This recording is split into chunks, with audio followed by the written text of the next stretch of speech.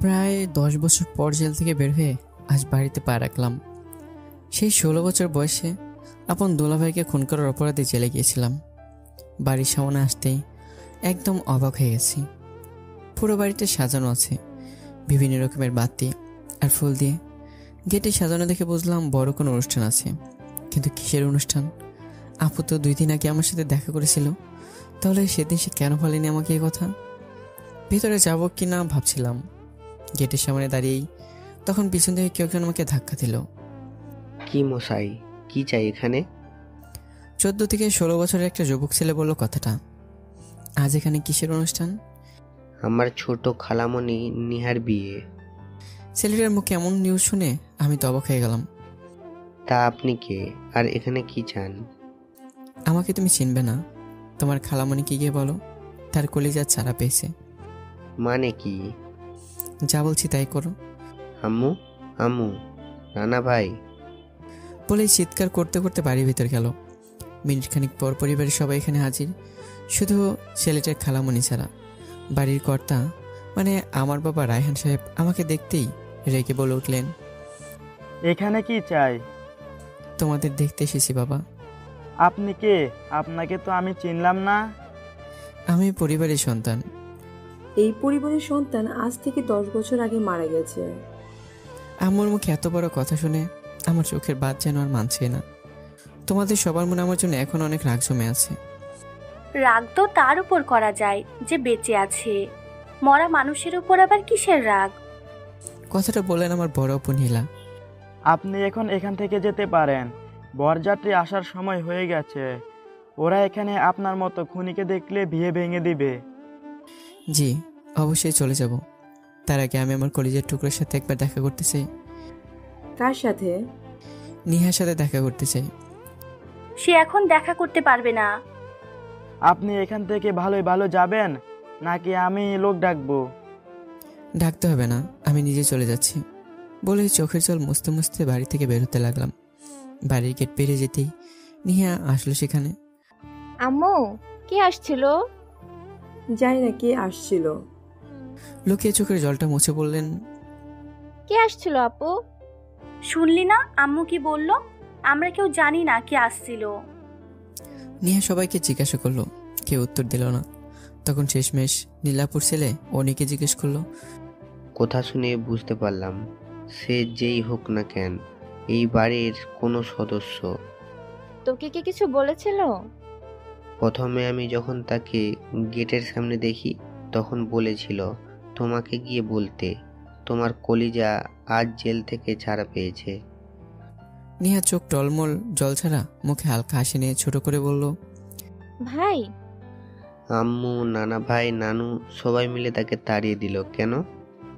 সে কোন দিকে গেছে? এই তো একটু আগে ডান দিকে গেল। অনিকের কথা শেষ হতেই নিহা এক দৌড়ে গেটের কাছে চলে যায়। তখন পিছন থেকে আব্বু ডাক দিয়ে বললেন, এখানে কি করছো? বরযাত্রী আসার সময় হয়ে গেছে। ভাইকে তোমরা তাড়িয়ে দিলে কেন? চোখে টলমল পানি নিয়ে অভিমানী সুরে বলল কথাটা। কে ভাই? কার ভাই?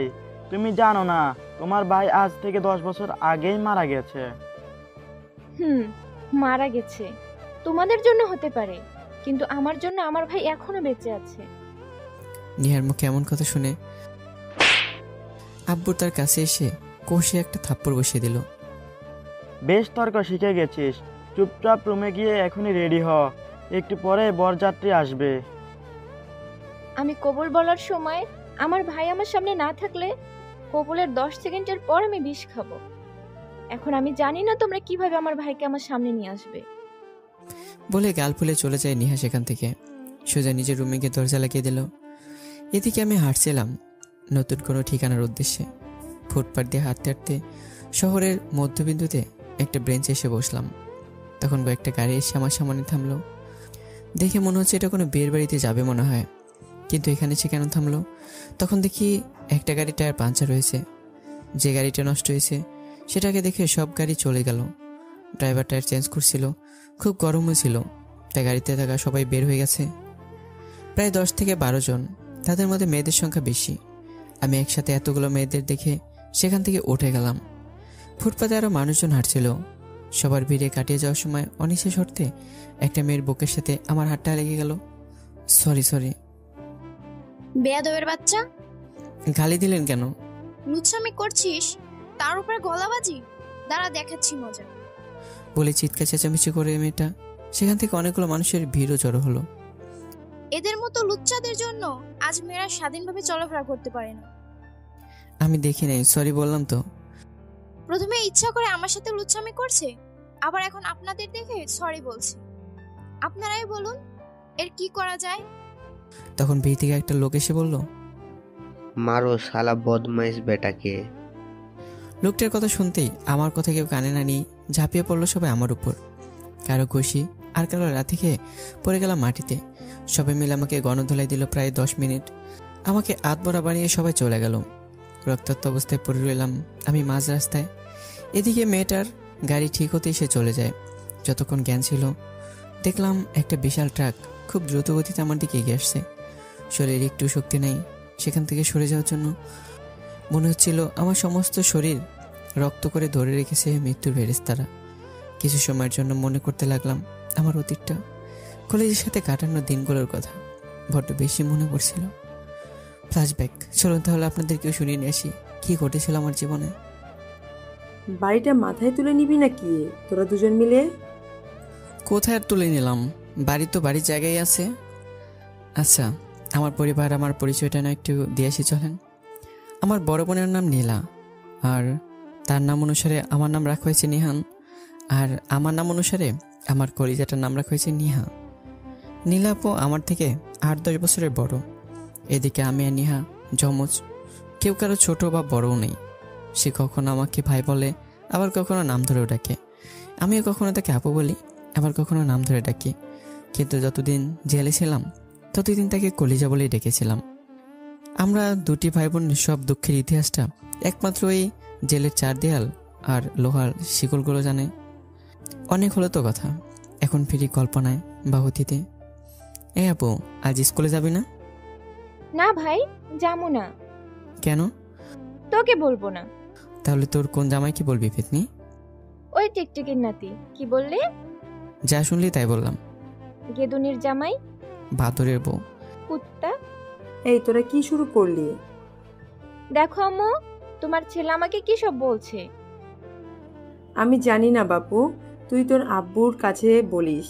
উনি এখনই অফিসে যাওয়ার জন্য বের হবেন। আমার কথা শেষ না হতেই ব্যাগ হাতে নিয়ে আব্বু বের হলো। নিয়ে আব্বুকে বলার আগে আমি বলে উঠলাম, দেখছো আব্বু, সামনের মাসে পরীক্ষা আর তোমার মেয়ে এখন স্কুল ফাঁকি দিচ্ছে। আম্মু, তোমার ছেলেকে সাবধান করে দাও। বাহ বাহ, ভালো কথা বলতেই হুমকি। এই পেতনিটা আবার বোন কেমনে হলো আম্মু? কুত্তা, তোরে তো আজ আমি খাইছি।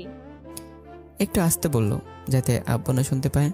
আমাদের এসব কাণ্ড দেখে আব্বু বলে উঠলেন, নিহা, তুই নাস্তা করে স্কুলে চলে যা। নিহা আজ যাবে না। কিন্তু কেন? সকাল থেকে ওর খুব জ্বর উঠেছে। কি? আমাকে আগে বলে না কেন? বলেই নিহার গালে এবং কপালে হাত দিলাম।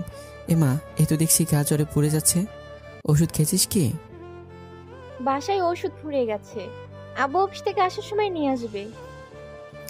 আব্বু তো সে রাতে ফিরবে, এতক্ষণ ওষুধ না খেয়ে তুই থাকবি কি করে?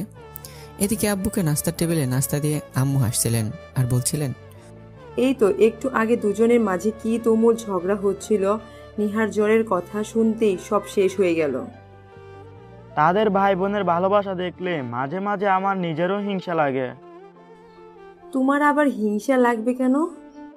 যে ভালোবাসা পাওয়ার কথা ছিল আমরা দুজনের, সেটা তাদের নিজেরকে মধ্যে ভাগ করে নিচ্ছে। দূর, কি যে বলো না। দেখবে ওরা আমাদেরও ভালোবাসবে বড় হলে। বোন, তোর ওষুধের নামটা বল, আমি এক্ষুনি বাজার থেকে নিয়ে আসবো। তোর ক্লাসে লেট হয়ে যাবে তো। আরে দূর, বাদ দে তো তুই ক্লাস, তুই ওষুধের নাম বল। 1 মিনিট, আমি লিখে দিচ্ছি। নিহা ওষুধের নামগুলো লিখে দেয় আর সাথে 100 টাকার একটা নোট দিল। তুই টাকা পেলি কোথায়? চিন্তা করিস না, এগুলা তোর পকেটের টাকা। মানে? সময় আসলে বলবো মানেটা কি। আচ্ছা, আমার দেরি হয়ে যাচ্ছে, এখন আসি। তাড়াতাড়ি আসবি কিন্তু। বড় রুম থেকে বেরিয়ে দেখে আব্বু চলে গেছেন। আম্মুকে বললাম, এখন আর নাস্তা করতে পারবো না, টিফিন রেডি করতে 5 মিনিট পরে সে নিয়ে যাবো আমি বলে বাজারের উদ্দেশ্যে বের হলাম। সেখানে গিয়ে বোনের ওষুধগুলো কিনলাম। বোন দিছে 100 টাকা, অথচ ওষুধের দাম হলো 150 টাকা। আমার কাছে ছিল 50 টাকা টিফিনের জন্য, সেটা দিয়ে নিহার ওষুধ কিনে নিলাম। ওষুধ বাসায় দিয়ে 10টা 50 মিনিটে ক্লাসে পৌঁছালাম। 20 মিনিট লেট, তাই ক্লাস টিচারের কাছে শুনতে হলো 200টা লেকচার। এই প্রথম লেট করেছি, তাই মারিনি। স্কুল থেকে আসার পর ফ্রেশ হয়ে যখন মোবাইলটা হাতে নিলাম, চার্জ দেখে তো আমি একদম অবাক। সেই সকাল 9টায় চার্জ দিছি, এখন বিকাল 4টা। ফোনের চার্জ হয়েছে মাত্র 3% থেকে 5% আসছে। ফোনটা গরমও হয়ে আছে, তার মানে কেউ এটা ইউজ করছে সারাদিন। কে হতে পারে পেতনিটা ছাড়া? এক দৌড়ে চলে গেলাম নিহার রুমে। কি হয়েছে? তোর জামাইয়ের মাথা, তুই আমার ফোনে কি করছিস সারাদিন? কই কিছু না তো। আমার ফোন গরম হয়েছে, তুই সারাদিন ইউজ করছিস বলে। আমার বইয়ে গেছে, তোর ভাঙ্গাচোরা ফোন হাতে নেয়ার। আমার ফোন ভাঙ্গা, দাঁড়া দেখাচ্ছি কার ফোন ভাঙ্গা। বলে বোনের ফোন হাতে নিয়ে হাঁটা জানালা বাইরে নিলাম। এখান থেকে ফেলে দিলে দেখা যাবে কার ফোন ভাঙ্গা আর কার ফোন ভালো। এই না না ভাই, এমনটা করিস না ভাই প্লিজ। আগে সত্য কথা বল। আসলে সারাদিন ধরে কারেন্ট ছিল না তো, এদিকে আমার ফোনে ডাটা নাই, তাই তোর ফোনটা ইউজ করেছিলাম। কি করেছিস?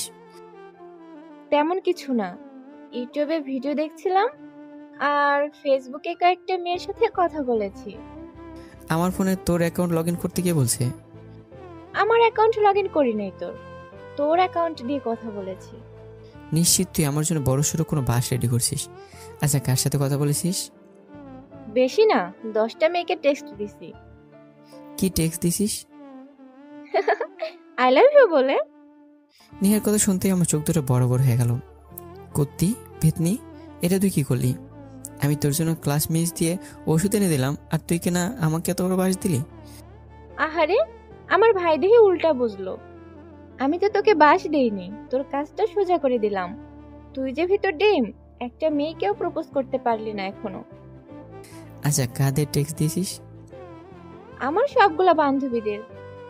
তুই একটা পেতনি, আর টেক্সট দিয়েছিস আরো বড় পেতনিদের। আমাকে পেতনি বলছিস, আমার বান্ধবীদের বলবি না। বলবো। তুই কি করবি? পেতনির সাথে বিয়ে দেবো। আর তোরে পাশের বাসার মটকাটার সাথে দিব। 1 মিনিট দাঁড়া, মজা দেখাচ্ছি তোরে। 1 নয় 10 মিনিট দাঁড়ামু। কি করবি তুই? এই দেখ কি করি। বলে বিছানা থেকে উঠে দিল আমার চুল ধরে টান। নিহাল লাগছে, ছাড় বলছি। ভালো হবে না কিন্তু, বলে দিলাম। ভালো হবে না খারাপ হবে সেটা পরে দেখা যাবে। বুঝেছি, এভাবে কাজ হবে না। আম্মু, এক চিৎকার দিলাম। সারা বাড়িতে দেয়াল ছুঁড়ে রান্না করে আম্মুর কানে শব্দটা গেল। আবার ঝগড়া শুরু করে দিয়েছে মনে হয়। না আর পারি না এদের নিয়ে, আজ একটা ব্যবস্থা করতেই হবে ওদের।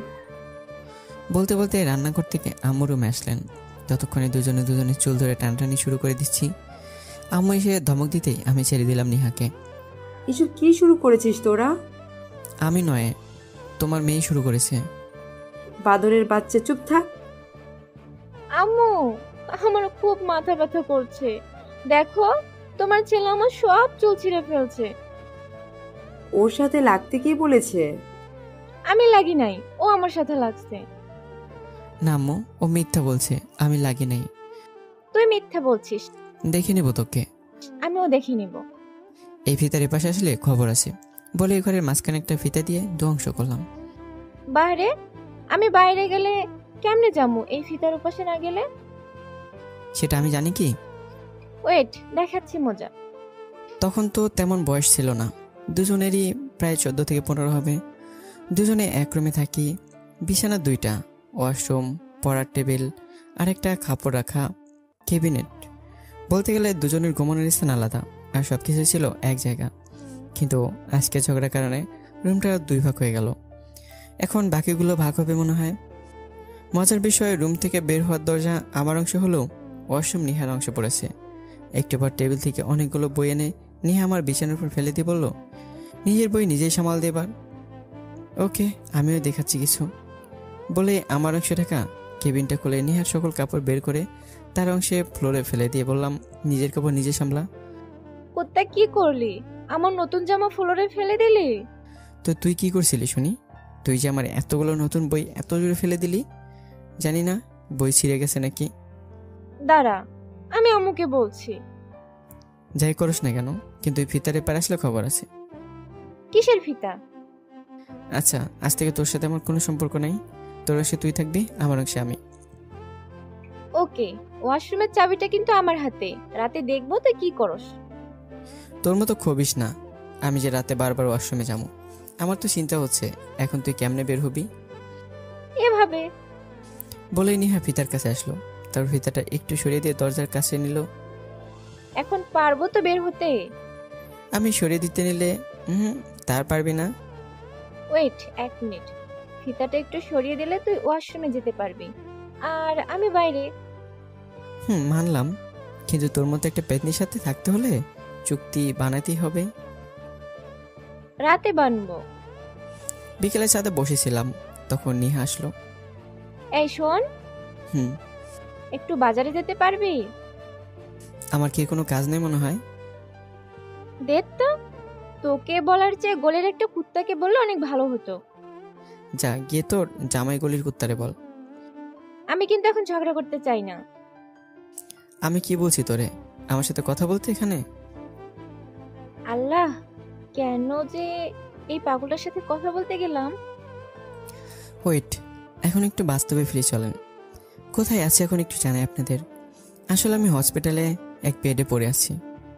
আরে মরি নাই, মরার আগে কে যেন সেখান থেকে আমাকে সরিয়ে দিয়েছিল, তারপর এখানে এনে ভর্তি করছে। এখন আমি অজ্ঞান অবস্থায় আছি। আচ্ছা তাহলে চলুন না হয় দেখে আসি আমার কলেজে কোথায় কি করছে এখন। আব্বুর সাথে রাগ করে নিহা দরজা লাগিয়ে ফ্লোরে বসে কাঁদছিল আর বলছিল, ভাই, কেন দিলি এমন কসম? আজ তোর জন্য আমি না পারি কিছু সইতে, আর না পারি কাউকে কিছু বলতে। সত্যি বলতে ভাই, তুই যদি না আসিস আমার বিয়েতে, আমি বিষ খেয়ে ফেলবো। বরযাত্রী আসার 1 ঘন্টা আগে সবাই সে নিহাকে বধূ বেশে সাজালো। নিহা আঁচলে বিষের শিশি বেঁধে রাখছে।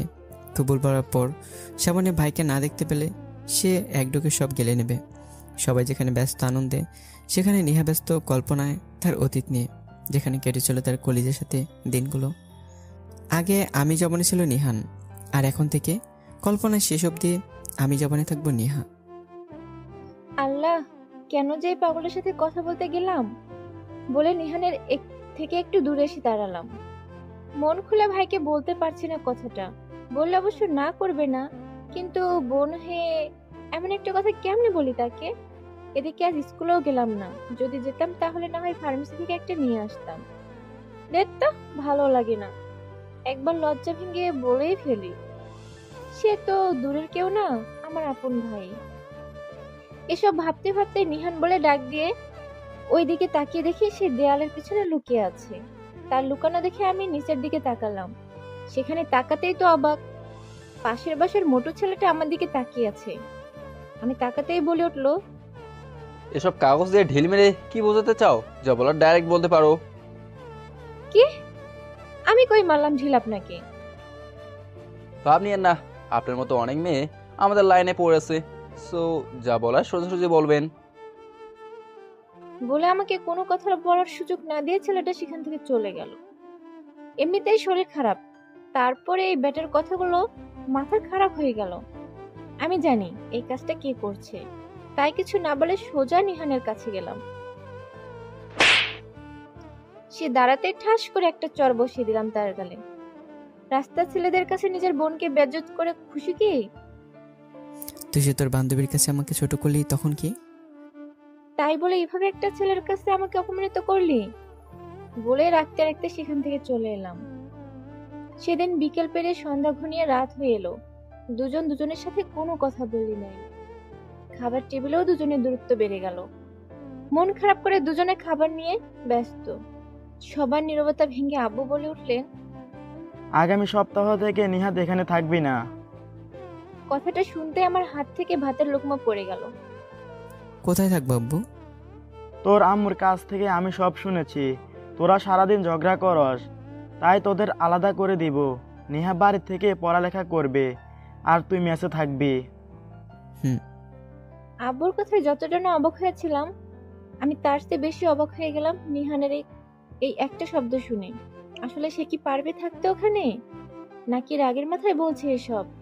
রাগের মাথায় বলুক আর স্বাভাবিকভাবেই বলুক, সে যদি পারে আমাকে ছাড়া থাকতে, আমিও বড্ড পারবো তাকে ছাড়া থাকতে। এসব ভাবতে ভাবতে খাওয়া শেষ হয়ে গেল। রাতে আর কোনো কথা হয়নি। সে তার মতো করে, আমি আমার মতো করে ঘুমিয়ে পড়লাম বিছানায়। রাত তখন 1:30। আমি ঘুম থেকে উঠে ওয়াশরুমে গেলাম।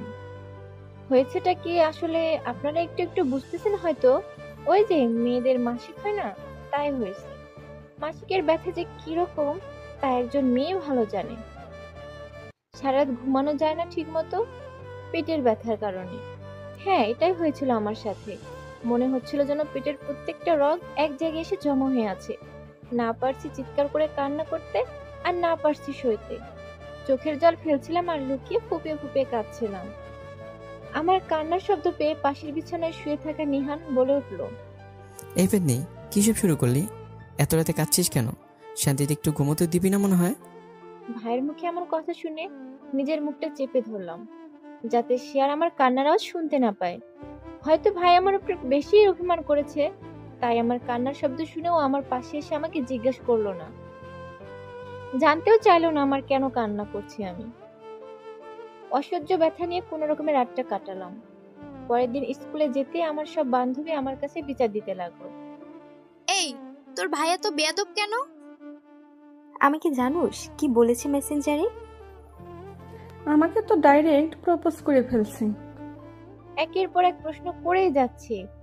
ভাই আর আমি যেহেতু একই ক্লাসে পড়ি, তাই সময় লাগলো না খবরটা ভাইয়ের কাছে যেতে।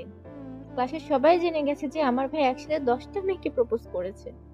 কাল থেকে আমার সাথে কথা বলছিস না, তার সাজা পাবি এখন। মনে মনে বললাম, কি রে, কিছু বলবি? জানি না, তোরা এক কাজ কর, আমার বাসায় গিয়ে বিচার দে। এর আগে একবার জিজ্ঞেস করে নেই তোর ভাইকে সে কেন এমন করলো। আরে লাগবে না জিজ্ঞেস করা, তোরা বরং আব্বুকে বলবি। আমি বললে আব্বু কখনো বিশ্বাস করবে না। না, আমি তাকে একবার জিজ্ঞেস করবই। বলে নিহানকে ডাক দিল। কালকে ওটা কে ছিল? কোনটা? মেসেঞ্জারে। ও সরি, জানি না কাল আমার কি হয়েছিল, সবাইকে হঠাৎ এরকম একটা টেক্সট দিয়ে দিলাম। আমি বিশ্বাস করি না কালকে টেক্সট তুই করেছিস। কেন? সে অনেক কথা তুই বুঝবি না। সবার কাছে ক্ষমা চাচ্ছি। ঠিক ঠিক জানি না, আজ ছুটির পর গিয়ে বিচার দেব। আমরা তো সিদ্ধান্ত নিয়েছি তোমার বাসায় বিচার দেব বলে। নিহা কিছু বলে নাকি? ঠিক হবে কি? এটা তো তারই প্ল্যান। আচ্ছা সমস্যা নেই, বিচার দিতে চাইলে দিতে পারো। আর হ্যাঁ মিস নিহা, আপনি আজ থেকে ভুলে যাবেন যে এখানে আপনার একটা ভাই আছে। নিহানের মুখে এমন একটা কথা শুনে মন খারাপ হয়ে গেল। দুষ্টুমির ছলে আবার ভাই আমার উপর রেগে গেল। কিছু বলার আগেই ক্লাসে স্যার এসে হাজির হলেন। স্কুল ছুটির পর যখন সব বান্ধবী বলল আমার বাসায় যাবে, আমার বাসায় যেতে পারিস, সমস্যা নাই, কিন্তু ভাইয়ের বিরুদ্ধে বিচার দিতে পারবি না। কেন? কারণ ভাইয়ের কোনো দোষ নাই, সব দোষ আমার। আমি দুষ্টুমি করে ভাইকে ফাঁসানোর জন্য এসব করেছিলাম। তাই বলে আমাদের টেক্সট দিলি? আমি জানতাম নিহান এমন করতে পারে না। কেন? খুঁজে নিয়ে দেখিস, তোর ভাই স্কুলে 4 থেকে 5টা মেয়েকে প্রপোজ করেছে, এদের মধ্যে আমিও ছিলাম। কি বলছিস এসব? ঠিকই বলছি। আমি যখন প্রপোজ করেছিলাম তখন সে অ্যাকসেপ্ট করে নাই। কেন? শুধু তোর জন্য। মানে? তার মতে সে যা করে তুইও তাই করিস। করি তো। কখনো যদি সে প্রেম করে তুইও করবি? তুই ভুলবশত কোনো ছেলের পাল্লায় পড়ে গেলে তখন বাধা দিতে পারবে না, তখন তুইও বলবি ভাই তুমি প্রেম করতে পারলে আমি পারবো না কেন? তাই? তোদের ভাই বোনের ভালোবাসা দেখলে আমাদের বড্ড হিংসা হয় রে। তোর ভাই সব ছাড়তে পারে তোর জন্য। আর জানোস আমাকে কি বলে? তাকে নাকি কোনো মেয়ে পাত্তা দেয় না। মেয়েরা যাতে পাত্তা না দেয় তাকে, সেই জন্য প্রত্যেকদিন সাধারণভাবেই আসে, একটু স্টাইল করলে সারা স্কুলের মেয়েরা ফিদা হয়ে যাবে। এসব কথা বলতে বলতে আমরা স্কুলের গেটের কাছে গেলাম, কিন্তু গেট পের হয়ে দেখি আজ ভাইটা আমার ওখানে দাঁড়িয়ে নেই, চলে গেছে আমাকে রেখে। তোর ভাই কই গেল? অভিমান করেছে আমার উপর। আজ একা যেতে হবে তাহলে? আচ্ছা তোরা তাহলে যা, আমি দেখি রিক্সা পাই নাকি। Okay bye. সবাই চলে যাওয়ার পর আমি সেখানে দাঁড়িয়ে রিক্সার জন্য অপেক্ষা করছিলাম। তখন আমার পাশে এসে দাঁড়ালো ভাই। কোথায় ছিলে এতক্ষণ? হেড স্যারের কাছ থেকে টিসি নিয়ে এলাম। ভালো। আগামী সপ্তাহে আমি নতুন স্কুলে ভর্তি হবো। আমি আর কোনো কথা বললাম না। একটা রিক্সা আসতেই ভাই উঠে পড়লো, আমিও উঠে পড়লাম। কিছু দূর যাওয়ার পর একটা ফার্মেসির সামনে থামতে বললাম। কি করবি? একটা কাজ আছে। আচ্ছা বল, আমি নিয়ে আসি। কি লাগবে? না লাগবে না বলে রিক্সা থেকে নেমে ফার্মেসিতে গিয়ে একটা প্যাড নিলাম।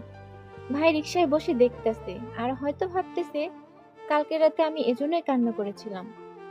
আমার ধারণাটা ভুল হলো না। রিক্সাতে উঠতেই ভাই বলে উঠলো, কাল রাতে বুঝি তুই এজন্য কাঁদছিলি? তাহলে আমাকে কাল বিকেলে বললি না কেন? কিভাবে বলবো তোকে, আর কেনই বা বলবো? তুই আমাকে বলবি কেন? আমি তোর কে হই? তুই তোর রাগ নিয়েছিলে, এখনো আসছিস। আমি তো তোর কেউ না। আচ্ছা তুই আমার কেউ না, তাহলে কেন তোর বান্ধবীদের বাধা দিল বাসায় বিচার নিয়ে আসতে? দোষটা আমার ছিল। আমার দোষের কারণে অন্য কেউ কেন শাস্তি পাবে? আর তুই কেন ওশির প্রপোজাল রিজেক্ট করলি? তুই কেমনে জানলি? বলে আমার দিকে অবাক হয়ে তাকালো। সে আমাকে সবকিছু বলেছে। আমার ভালো লাগে নাই তাই? আমার জন্য তুই এমনটা করেছিস? আমার বয়ে গেছে একটা পেতনির জন্য এসব করতে। কাকে পেতনি বললি? যাকে বলে তাকেই বলছি পেতনি। খুব সাজে গেছে বুঝি রাস্তার মাঝখানে হাজার হাজার মানুষের ভিড়ে কেলানি খাওয়ার। কেলানি শুধু তুই নয়, আমিও দিতে পারি। কিছুটা মিটমাট হয়ে গেল এখানে, কিন্তু বাসায় যাওয়ার পর সেই একই অবস্থা। ভাইজান আমাকে চিনেই না, বারবার এড়িয়ে যাচ্ছে আমাকে। সে তার মতো আর আমি আমার মতন করে কেটে গেল 4 দিন। আগের মতো ভাই বিকেল হলে ছাদে যায় না, বন্ধুদের সাথে আড্ডা দিতে চলে যায়। বিশাল বড় এই বাড়িতে আমি হয়ে গেলাম বড্ড একা। আব্বু সারাদিন অফিসে থাকে, আম্মু তো তার কাজে। তাই ভাইয়ের সাথে কথা না বলে যেন আমার দিনই কাটছে না। সারাদিন তো আর ফোন টিপে সময় যায় না। বিকেল হলে ছাদে বসে থাকি, আর রাত হলে পড়ার টেবিলে। 6 দিন পর রাতে ভাই তার কাপড় প্যাক করছিল, দেখে বুঝতে পারলাম সে কালকে চলে যাবে। তুই কি সত্যি সত্যি চলে যাবি? আমার কথা একবারও ভাবলি না? তোর কথা আবার কি ভাবতে হবে? তুই চলে গেলে কি হবে আমার খেলার সাথে? তোর জামাই হবে। কুত্তা, আমি ফাজলামো করছি না, সত্যি করে বল। আমিও ফাজলামো করছি না। এটাই কি তোর শেষ কথা? হ্যাঁ রে, এটাই আমার শেষ কথা। কাল খুব ভোরে উঠে চলে যাব, তোর সাথে দেখা নাও হতে পারে। আর বলে কাপড় প্যাক করতে লাগলো ভাই। আর এদিকে যেন আমার চোখে জল আটকে রাখতে পারলাম না আমি। সেদিনের মতো আজও কান্না করছে নিহা বধূবেশে। দরজায় কারো ডাক শুনে হুঁশ ফেলল নিহার। বরযাত্রী চলে আসছে। ভাই এসেছে কি? তোর আব্বু সারা শহর খুঁজেছেন মানুষ দিয়ে, কিন্তু কোথাও পায়নি তাকে। আমি জানি না, ভাইকে না পেলে যা বলেছি তাই করব। মা আমার এমন করিস না প্লিজ, বুঝার চেষ্টা কর মা তুই। কিছুক্ষণ পর কাজে এসে বিয়ের কাজ শুরু করলেন। বরের কবর বলা শেষ। নিহা যখন বলবে তখন চোখ মেলে তাকে দেখলো আব্বম্মু আর বড় বোন নীলাকে। তাদের দিকে তাকিয়ে কবুল বলল। চোখের ইশারায় তাদের থেকে শেষ বিদায় নিয়ে কেউ কিছু বোঝার আগেই বিষের শিশিটা এক ডোকে সম্পূর্ণ গিলে ফেললো।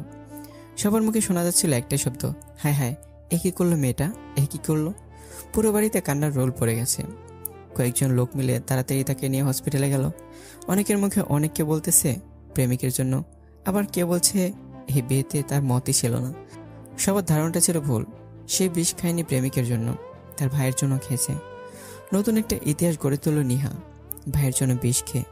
সব বোনই ভাইকে ভালোবাসে, কিন্তু এতটা ভালোবাসে নাই কোনো বোন যতটা ভালোবেসেছিল নিহা। এর পিছনে রয়েছে অনেক বড় একটা ঘটনা। কেন আমার বোন আমার জন্য পাগল, আর কেনই বা আমার পরিবার আমাকে খুনি বলছে, সবকিছু বুঝতে পারবেন সামনে গেলে।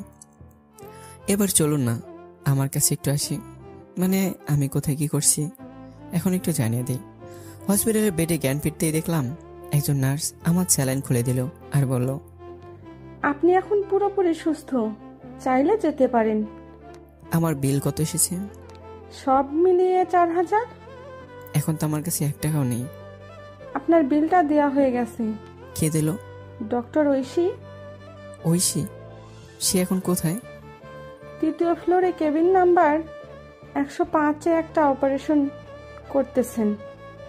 ধন্যবাদ বলেই সেখান থেকে বেরিয়ে 105 নম্বর কেবিনে গেলাম। কেবিনের জানালার কাছ দিয়ে দেখতে পেলাম 3 জন পুরুষ ডক্টর আর একজন মেয়ে ডক্টর চিকিৎসা করছেন। হয়তো ওই মেয়েটাই ঐশী, কিন্তু কার চিকিৎসা হচ্ছে এখানে?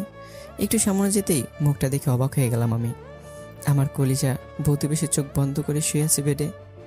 ডক্টররা তার মুখে একটা ওয়াশ করার মেশিন লাগিয়ে ভিতর থেকে বিষ বের করছিল। তখন চোখ পড়লো পাশে একটা ব্রেঞ্চের দিকে, ওখানে বসে আছেন আমার আম্মু। আমি তাড়াতাড়ি গিয়ে আম্মুকে জিজ্ঞেস করলাম, আম্মু কি হয়েছে বোনের?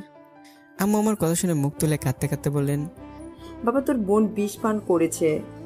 আমার কথা শুনতে দুপা পিছিয়ে চলে গেলাম। আরে না, চলে যায়নি, কেউ একজন ধাক্কা দিয়েছে আমাকে। ঘুরে তাকাতেই ঠাস করে একটা চর মারলো নীলা আপু। এবার খুশি তো? আমি কোনো কথা বললাম না, বলবোই বা কি, কিছুই মাথায় আসছে না। তোর জন্যই আজ আমার বোন বুধু বেশে মৃত্যু শয্যায় আছে। আপু, বোন শুধু তোমার একা নয়, নিহা আমারও বোন। আর হ্যাঁ, সবাই কান খুলে শুনে নাও, নিহা এই পরিবারের সদস্য, এর আগে সে আমার বোন। নীলা আপু, এই লুচ্চা ছেলেটা এখানে কি করছে? বলতে বলতে অপারেশন থিয়েটার থেকে বের হলো ঐশী। ঐশী মুখ সামলে কথা বলো, তাকে তুমি কি বলছো? যাকে যা বলা উচিত তাকেই তার বলতেছে। আন্টি, আপনি যান নিহানের কাছে, সে এখন অসুস্থ আছে। বলে ঐশী তার মুখের মাস্কটা খুললো। ঐশীকে দেখতে আমি একদম অবাক। আরে এই তো সে মেয়ে যে আমাকে রাস্তায় মানুষের দিয়ে গণধোলা দিয়েছিল। নীলা আপু আর আম্মু কেবিনে যেতেই ঐশী বলে উঠলো, এখানে কি চাস? তুমি কি আমাকে চিনতে পারছো? খুব ভালো করেই চিনি। আমার ভেতরে একটু হলেও মানবতা আছে, যার কারণে রাস্তায় একটা লুচ্চাকে হসপিটালে নিয়ে এসে তার চিকিৎসা করেছি। মিস, ঐশী আমাকে এখনো চিনতে পারেননি আপনি। যদি চিনতেন তাহলে এমন সিন দেখতে হতো না। কে আপনি? আর আমার নামটাই বা কিভাবে জানলেন? সেটা না হয় আপনার পেশেন্ট নেহাকে জিজ্ঞেস করেন, সব জানতে পারবেন। বলে সেখান থেকে একটু দূরে এগিয়ে একটা বেঞ্চে বসে পড়লাম। অপেক্ষায় আছি আম্মু আর আপু বের হলে আমি ভিতরে যাব, এক নজর আমার কলেজাটাকে কাছ থেকে দেখার জন্য। তখন আব্বু আসলেন, সাথে একটা ছেলে। হয়তো এটাই আমার কলেজের স্বামী হবে। আব্বু আমার দিকে একবার তাকালেন, তারপর কি মনে করে চলে গেলেন নিহার কেবিনে। আমি দু হাত হাঁটুতে ভর দিয়ে মাথা নিচু করে বসে আছি, চোখের পানি ঝরতেছে, কোনো বাধা নামে নেই। কিছুক্ষণ পর সবাই বোনের কেবিন থেকে বেরিয়ে আসলো, কারণ তার জ্ঞান ফিরেনি এখনো। ডক্টর ডিস্টার্ব না করতে বলেছে। সবাই এসে বসলো আমার পাশে সিটগুলো ঝরে। এদিকে একটু পরই নিহাকে নিয়ে অন্য কেবিনে গেল। সবাই নীরবতা ভেঙে আব্বু বলে উঠলেন, তুমি কেন আসলে আমাদের জীবনে এমন একটা কাল বৈশাখী জ্বর হয়ে? প্লিজ বাবা তুই চলে যা। হ্যাঁ চলে যাব, আর আসবোই না তোমাদের সামনে। এর আগে আমি একটিবার নিহার সাথে দেখা করতে চাই। আম্মু, এই লোকটাকে আর সে কেনই বা নেহার সাথে দেখা করতে চাচ্ছে? কথাটা বললো নিহার হবু জামাই। আরে না, নিহার জামাই শুভ। আমাদের আম্মুকে থামিয়ে দিয়ে আব্বু বললেন, আমাদের দূরের একজন আত্মীয় হয় ছেলেটা। বাবার মুখে এমন কথা শুনে আজ মনে হচ্ছে সত্যি সত্যি আমি মারাই গেছি। এই পৃথিবীতে কেউ রইল না আমার আপন বলতে। তাই বলে কথাটা শেষ করার আগে ঐশী বলল, ভাইয়া এই সে বেয়াদব যে আমার সাথে রাস্তায় বেয়াদবি করেছিল। এত বড় বেয়াদব এখানে কি করে দাঁড়িয়ে আছে? না জেনে মানুষের সম্পর্কে খারাপ কিছু বলবেন না। মেয়েদের রাস্তাঘাটে যে ডিস্টার্ব করে সে কেমন মানুষ খুব ভালো করে জানা আছে আমার। এসব কি শুনছি আমি? শুনবেই না কেন? সে তো 10 বছর পরিবারের সাথে নয়, গোন্ডা লুচ্চা বদমাইশ ছেলেদের সাথে কাটিয়েছিল। ভালোই ভালোই বলছি, এখান থেকে চলে যা। আর কত অপমান মুখ বুঝে সহ্য করব? তাই শেষমেশ সিদ্ধান্ত নিলাম চলে যাওয়ার জন্য। কিন্তু এর আগে আমি নিহার সাথে দেখা করে যাব একবার। আমার প্রস্তাবে সবাই রাজি। 20 মিনিট টাইম দেওয়া হলো মন মতো নিহাকে দেখে সারা জীবনের জন্য তার জীবন থেকে চলে যেতে। আমি মেনে নিলাম তাদের অফারটা। ওইদিকে ঐশী আর শুভ একদম অবাক। আমার মতো অজানা অজানা একটা ছেলে কেন নিহাকে দেখবে, তাও একা গিয়ে। তারা এটা ভাবছিল, আর আমি চলে গেলাম বোনের কেবিনে। সেখানে তার সিটের পাশে বসে রইলাম। মনে পড়ে গেল সেই দিনের কথা। ওই দিন আমি এভাবেই তাকে ঘুম থেকে রেখে বিদায় নিয়েছিলাম, আর আজও বিদায় নেব আজীবনের জন্য। আর আসবো না তার লাইফে আমি। থাকবে না নিহার লাইফে নিহার নামের কলিজার ভাইটা। ফ্ল্যাশব্যাক। আমরা গরিব ছিলাম না, আবার ধনীও ছিলাম না। যে বেতন পেতেন আব্বু, সে টাকা দিয়েই আমার আর বোনের পড়ার খরচ প্লাস সংসারের খরচ চলতোই না। এদিকে আম্মু অনেক দিন ধরে অসুস্থ। তার চিকিৎসার জন্য গ্রামের বাড়িতে আমাদের যতটুকু জায়গা ছিল সব বিক্রি করে দিয়েছিল আব্বু। এখন সম্পদ বলতে এই বড় বাড়িটা, ব্যাংক ব্যালেন্স কিছুই নেই, সব শূন্য। ব্যাংক ব্যালেন্স সবই হতো যদি আব্বু অন্যান্য সরকারি অফিসারের মতো টেবিলের নিচ দিয়ে টাকা নিতেন। সততার কারণে তিনি সেটা করেননি। মাসে আব্বুর বেতন 20,000 টাকা। সংসারের খরচ 10,000 টাকা হলেও বাকি 10,000 টাকা দিয়ে চলে না আমরা দুই ভাই বোনের পড়ার খরচ। কথায় আছে না, যত ভালো স্কুল তত বেশি খরচ। হ্যাঁ, তাই কোনো মাসে 12,000 টাকা দিই খরচ, বাকি পড়ে যায় স্কুলে। তাই একদিন রাতে আব্বু আমাকে তার রুমে ডাকলেন। আব্বু কিছু বলবেন কি? বাবা, অনেক কিছু বলার ছিল। জি বলেন। আমার বয়স হয়েছে বাবা, কয়েকদিন পরে আমি অবসর নিতে হবে হয়তো। জি। গ্রামের বাড়িতে যা সম্পদ ছিল সবই তো বিক্রি করে দিয়েছি। ব্যাংক ব্যালেন্স এখন শূন্য বাবা। আমি ভাবতেছি সামনের দিনগুলো কিভাবে কাটাবো। এটা নিয়ে চিন্তা করবেন না আপনি।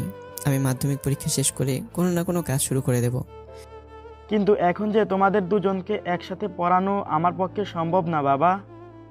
আমি কিছু না বলে চুপ করে দাঁড়িয়ে থাকলাম। ঢাকায় আমার একটা বন্ধু আছে, তার নিজস্ব একটা বড় হোটেল। আমি বলি কি, বাবা তুমি ওখানে চলে যা, হোটেলে কাজ করে যা পাবি আমাদের দেওয়ার দরকার নাই। তুই ওখানে ভালো দেখে একটা স্কুলে ভর্তি হবি, আর তোর নিজের পড়ার খরচ নিজেই চালাবি। খারাপ বলেন আব্বু, এটা করলে খুব ভালো হবে। তুই না চাইলে নাই, আমি জোর করব না তোকে। না আব্বু, আমি পারবো। আপনি শুধু বলেন কবে যেতে হবে আমাকে। সেটা না হয় পরে বলবো না একবার। তাহলে এখন আসি আব্বু। সেখান থেকে বোনকে না চাইতেও দূরে ঠেলে দিলাম বারবার। সে জানে না আসলে আমি ওখানে পড়তে নয়, কাজে যাচ্ছি। জানলে কখনো যেতে দিবে না আমাকে। তারপর কিভাবে কি ঘটেছিল আপনারা জানেন। এখন আসেন সেই রাতের ঘটনায়, যেখানে নিহা কাঁদতে কাঁদতে ঘুমিয়ে পড়েছিল এটা শুনে যে আমি সত্যি সত্যি চলে যাচ্ছি। ভোর 6টার দিকে তার পাশে বসে তার দিকে তাকিয়ে এসব কথা ভাবছিলাম। আম্মুর ডেকে হুঁশ ফিরল। কিরে বাবা, ট্রেনের তো সময় হয়ে গেল। 1 মিনিট, আসতেছি আম্মু। তাড়াতাড়ি আয়। বাইরে কলিজা, আর কবে দেখা হবে জানি না। ভালো থাকিস বোন বলেই নিহার কপালে একটা চুমু দিলাম। চোখের জল বেরিয়ে আসার আগেই সেখান থেকে উঠে এক হাত দিয়ে মুছে নিলাম। দিন যায় রাত যায়, দেখতে দেখতে 6 মাস কেটে গেল। ছুটি নিয়ে সেদিন বাড়ি ফেরার জন্য রওনা দিলাম। ছুটি বেশি দিনে ছিল না, মাত্র 15 দিনের। বোনের জন্য একটা ড্রেস, আম্মু আর আপুর জন্য 2টা শাড়ি, আর দোলাভাইয়ের জন্য একটা লুঙ্গি একটা গেঞ্জি, আর পিচি অনিকের জন্য নিলাম শার্ট প্যান্ট আর এক জোড়া জুতো। সিলেট রেল স্টেশনে আসার পর ভাবলাম বোনের জন্য কম হয়ে গেছে, আরও কিছু কিনতে হবে। তাই তার জন্য আর একটা ভালো দেখে ঘড়ি কিনলাম। বাড়িতে এখনও কাউকে জানাইনি, সারপ্রাইজ দেবো বলে। বাড়ি ফিরতে ফিরতে সন্ধ্যা এলো। আব্বা এখনও অফিস থেকে ফিরেন নাই। আম্মু তার কাছে ব্যস্ত, আর বোন তার রুমে মনে হয়। আমি আস্তে আস্তে চুপি চুপি প্রথমে বোনের রুমে গেলাম। জানালার ফাঁক দিয়ে দেখলাম বোন আমার বইয়ের জগতে হারিয়ে গেছে। হাতে সব জিনিসপত্র সেখানে রেখে আমি চুপি চুপি বোনের রুমে ঢুকলাম। বোন আমার উপস্থিতি টের পাওয়ার আগেই আমি পেছন থেকে গিয়ে 2 হাত দিয়ে তার চোখ চেপে ধরলাম। কে? আমি চুপ করে আছি। অনেক। আমি চুপ। দুলা ভাই? আমি এবার চুপ। দেখ তো, ভালো লাগে না। কে? মাত্র 6 মাসই বলে গেলি? কুত্তা ছাড় বলছি। আরে কুত্তি, আমি কুত্তা নয়, তোর ভাই বলে নিহাকে ছেড়ে দিলাম। নিহাকে ছাড়তে আমার উপর আক্রমণ করে বসলো। কুত্তা, পেটনির জামাই, অমানুষ, কচ্ছপ, গরু, হাঙ্গর। বলতে বলতে আমার বুকে কিল ঘুষি দিতে লাগলো। ওরে থাম থাম এবার। এতদিনে একবারও আমার কথা মনে পড়ে নাই? বড্ড বেশি মনে পড়ছিল রে। তাহলে কত টেক্সট দিছি, কল দিছি, একবারও রিপ্লাই দিলি না কেন? সময় পাইনি। ওখানে এত পড়ার চাপ, জানলে আমি যেতামই না। মিথ্যা বললাম, আসলে ওখানে পড়ার নয়, কাজের চাপ বেশি। মিথ্যা বলিস না কুত্তা, আমি সব জানি। ওখানে যে পড়ার নয় কাজের চাপ বেশি, কিন্তু ঠিকই তো আব্বু আম্মুর সাথে সব সময় কথা বলতি, আমার সাথে বললি না কেন? কলেজে শোন, তোর সাথে কথা বলেনি এজন্য, তোর সাথে কথা বলে মন চাইবে তোর পাশে বসে আড্ডা দিই, কাজে মন বসবে না। তাই বলে একবারও কল দিবি না? সরি রে কলেজা। যা, তোর সাথে কথা বলবো না। সরি বললাম তো। কথা বলবো না, ব্যাস বলবো না। আচ্ছা তাহলে আমি চলে যাচ্ছি আবার, বলে একদম সামনে যেতেই নিহা আমাকে পেছন দিকে টান দিয়ে ধরলো। পেতনি জামাই, কই যাবি শুনি? দূর, কোথাও যাবো না। আমি তো যাচ্ছি তোর জন্য যে গিফট এনেছিলাম সেগুলো দেখানোর জন্য। কি গিফট এনেছিস? দেখলেই বুঝতে পারবি, বলে আমি নিহার দরজার সামনে রাখা ব্যাগগুলো নিয়ে এসে নিহার বিছানায় রাখলাম। এমা, এত কিছু কার জন্য? সবার জন্য এনেছি। এত টাকা কোথায় পেলি? গত 6 মাসে 60,000 টাকা বেতন পেয়েছি। থাকা খাওয়া ফ্রি ছিল, আর পড়ালেখার খরচ হয়েছে মাত্র 10,000 টাকা 6 মাসে। বাকি রইল 50,000। সেখান থেকে 10,000 টাকা দিয়ে এগুলো কিনলাম, আর ক্যাশ আছে এখন 40,000 টাকা। তুই তো সেই ব্রিলিয়ান্ট ভাই, 16 বছর বয়সে এত টাকা রুজি করলি মাত্র 6 মাসে। বুঝতে হবে না ভাইটা কার। মানিহা, কার সাথে কথা বলছিস এখানে? বলতে বলতে রুমে ঢুকলেন আম্মু। আমাকে দেখতে আম্মুর চোখে যেন পানি চলে আসলো, মুখে বিশ্বজুড়ে হাসি আনিয়ে বললেন, বাবা তুই কখন এলি? এই তো একটু আগে। একটা ফোন দিলেও তো পারতি। সারপ্রাইজ দিবে বলে দেয়নি। আম্মু, এই দেখো ভাই তোমার জন্য কি নিয়ে এসেছে। বলে আম্মু শাড়িটা বের করলো। এসবের কি দরকার ছিল? বারে, জীবনের প্রথম রুজির টাকা দিয়ে নিজের পরিবারের জন্য কিছু না কিনে অন্যদের জন্য কিনবো কি? তাই বলে এত দামি কাপড় কেনার কি দরকার ছিল? কই দামি আম্মু, এটা তো মাত্র 1400 টাকার কাপড়। মিথ্যা বললি কেন? এখানে দেখি প্রাইস মানে লেখা 2000 টাকা। তোকে কে বলেছে এসব পড়তে? তোর জন্য যেটা আনছি সেটা দেখ পছন্দ হয় কিনা। পছন্দ না হলে? তোকে নিয়ে কালকে আবার যাবো মার্কেট করতে। লাগবো না, আমার এটাই খুব ভালো লাগছে। আচ্ছা দাঁড়া, তোর আব্বুকে ফোন দিয়ে বলি। না, আব্বুকে বলার দরকার নেই। বাসায় তেমন ভালো খাবার কিছুই নেই, ওনাকে বললে আসার সময় উনি কিছু একটা নিয়ে আসবেন। আমাকে দূরে ফেলে দিতেছো? আমি এই পরিবারে কেউ না বুঝি? তা না বাবা, তুই এতদিন পর বাড়িতে এলি, ভালো মন্দ কিছু তোকে খাওয়ানো উচিত না? সেটা নিয়ে তোমাকে ভাবতে হবে না। আব্বুকেও ফোন দিও না, আমি বাজার থেকে গিয়ে না হয় ভালো মন্দ তোমার জিনিসপত্র নিয়ে আসবো। পাগল একটা। বলে আম্মু চলে গেলেন। হ্যাঁ রে, এই ঘড়িটা তোর পছন্দ হয়েছে কিনা দেখতো। ওয়াও, ভাই এত সুন্দর ঘড়ি কার জন্য? আমার কলিজার জন্য। খাবার মানুষ নাকি? বল, কোন মেয়েকে পটিয়েছিস তাকে গিফট করবে? তোকে স্যার আমি কখনো কোনো মেয়েকে কিছু গিফট করেছি কি? করেছিস তো, ক্লাস 2 তে নিপা নামের একটা মেয়েকে একটা কলম গিফট করেছিলি, মনে আছে কি? দেখ, ওইটা তো সে অনেক কাল আগের কথা। আচ্ছা বল, কত টাকা দিয়ে কিনলি এটা? 2টা করে ম্যাচিং করে 1600 টাকা দিয়ে কিনলাম। খারাপ হয়েছে কি? 2টা কেন? একটা তোর আর একটা আমার জন্য। বাবা, ভাই আমার বড্ড বেশি বড় হয়ে গেছে। আচ্ছা রে, এখন ফ্রেশ হয়ে নেই, পরে কথা হবে। ফ্রেশ হয়ে আমি বাজারে চলে গেলাম। মনের আনন্দে বাজার করে বাড়ি ফিরলাম। বাড়িতে এসে দেখি আব্বু অফিস থেকে চলে আসছেন। তারপর ওনাকে সালাম করলাম, ভালো মন্দ জিজ্ঞেস করলাম, আর অনেক কথা হলো। বেশ ভালোই কাটছিল ছুটির দিনগুলো বোনের সাথে। সারাদিন আড্ডা, মস্তি, ঝগড়া করা। কিন্তু এমন একটা দিন আমার জীবনে চলে আসলো যেটার জন্য আজ আমি বেঁচে থেকে আমার পরিবারের কাছে মারা গেছি। 4 দিন পর আমি আর আমার বোন বের হলাম নীলাপুর বাড়িতে যাবো বলে। দুপুর 12টার দিকে আমরা নিশ্চিত তখন আপু অনিকে নিয়ে স্কুল থেকে আসার পথে থাকবেন। তাই আমরা তার আগে তার বাসায় গিয়ে তাকে সারপ্রাইজ দেবো। যেই বাবা সেই কাজ। আপুর বাসার সামনে যাওয়ার পর নিহাকে বললাম, তুই যা, আমি দোকান থেকে কিছু নিয়ে আসছি। আচ্ছা তাড়াতাড়ি আয়। বলেই নিহা চলে যায়। আমি দোকান থেকে কিছু জিনিসপত্র মানে চিপস, ঠান্ডা, চানাচুর ইত্যাদি নিয়ে গেলাম বাসায়। বাসার গেটের সামনে যেতেই দেখলাম গেট খোলা। তার মানে সারপ্রাইজটা দেওয়া হলো না, আপু বাসায় চলে আসছে হয়তো। মনটা খারাপ করে ভিতরে ঢুকলাম। দরজা খুলতে যে দৃশ্য দেখলাম সেটার জন্য আমি একদমই প্রস্তুত ছিলাম না। দেখি দুলাভাই নিহাকে। সময় শেষ, আপনি এখন যেতে পারেন। নীলাপুর কথাটা শুনতে কল্পনা ছেড়ে বাস্তবে ফেললাম আমি। পিছনে তাকে দেখি নীলা আপু, শুভ আর ঐশী দাঁড়িয়ে আছে। আমি বুঝি না, এরকম একটা বেয়াদব লুচ্ছা ছেলেকে এখানে আসার চান্সটা দেওয়াই হলো বা কেন? আমি এই বিষয়ে কথা বলবো শক্ত করে নিহার আব্বুর সাথে। কারোর সাথে কথা বলতে হবে না, আমি চলে যাচ্ছি, সবাই ভালো থাকবেন। বলে উঠে ঘুরে দাঁড়াতেই বুঝলাম নিহা আমার হাত ধরেছে। তার মানে তার জ্ঞান ফিরেছে। কোথায় যাবি?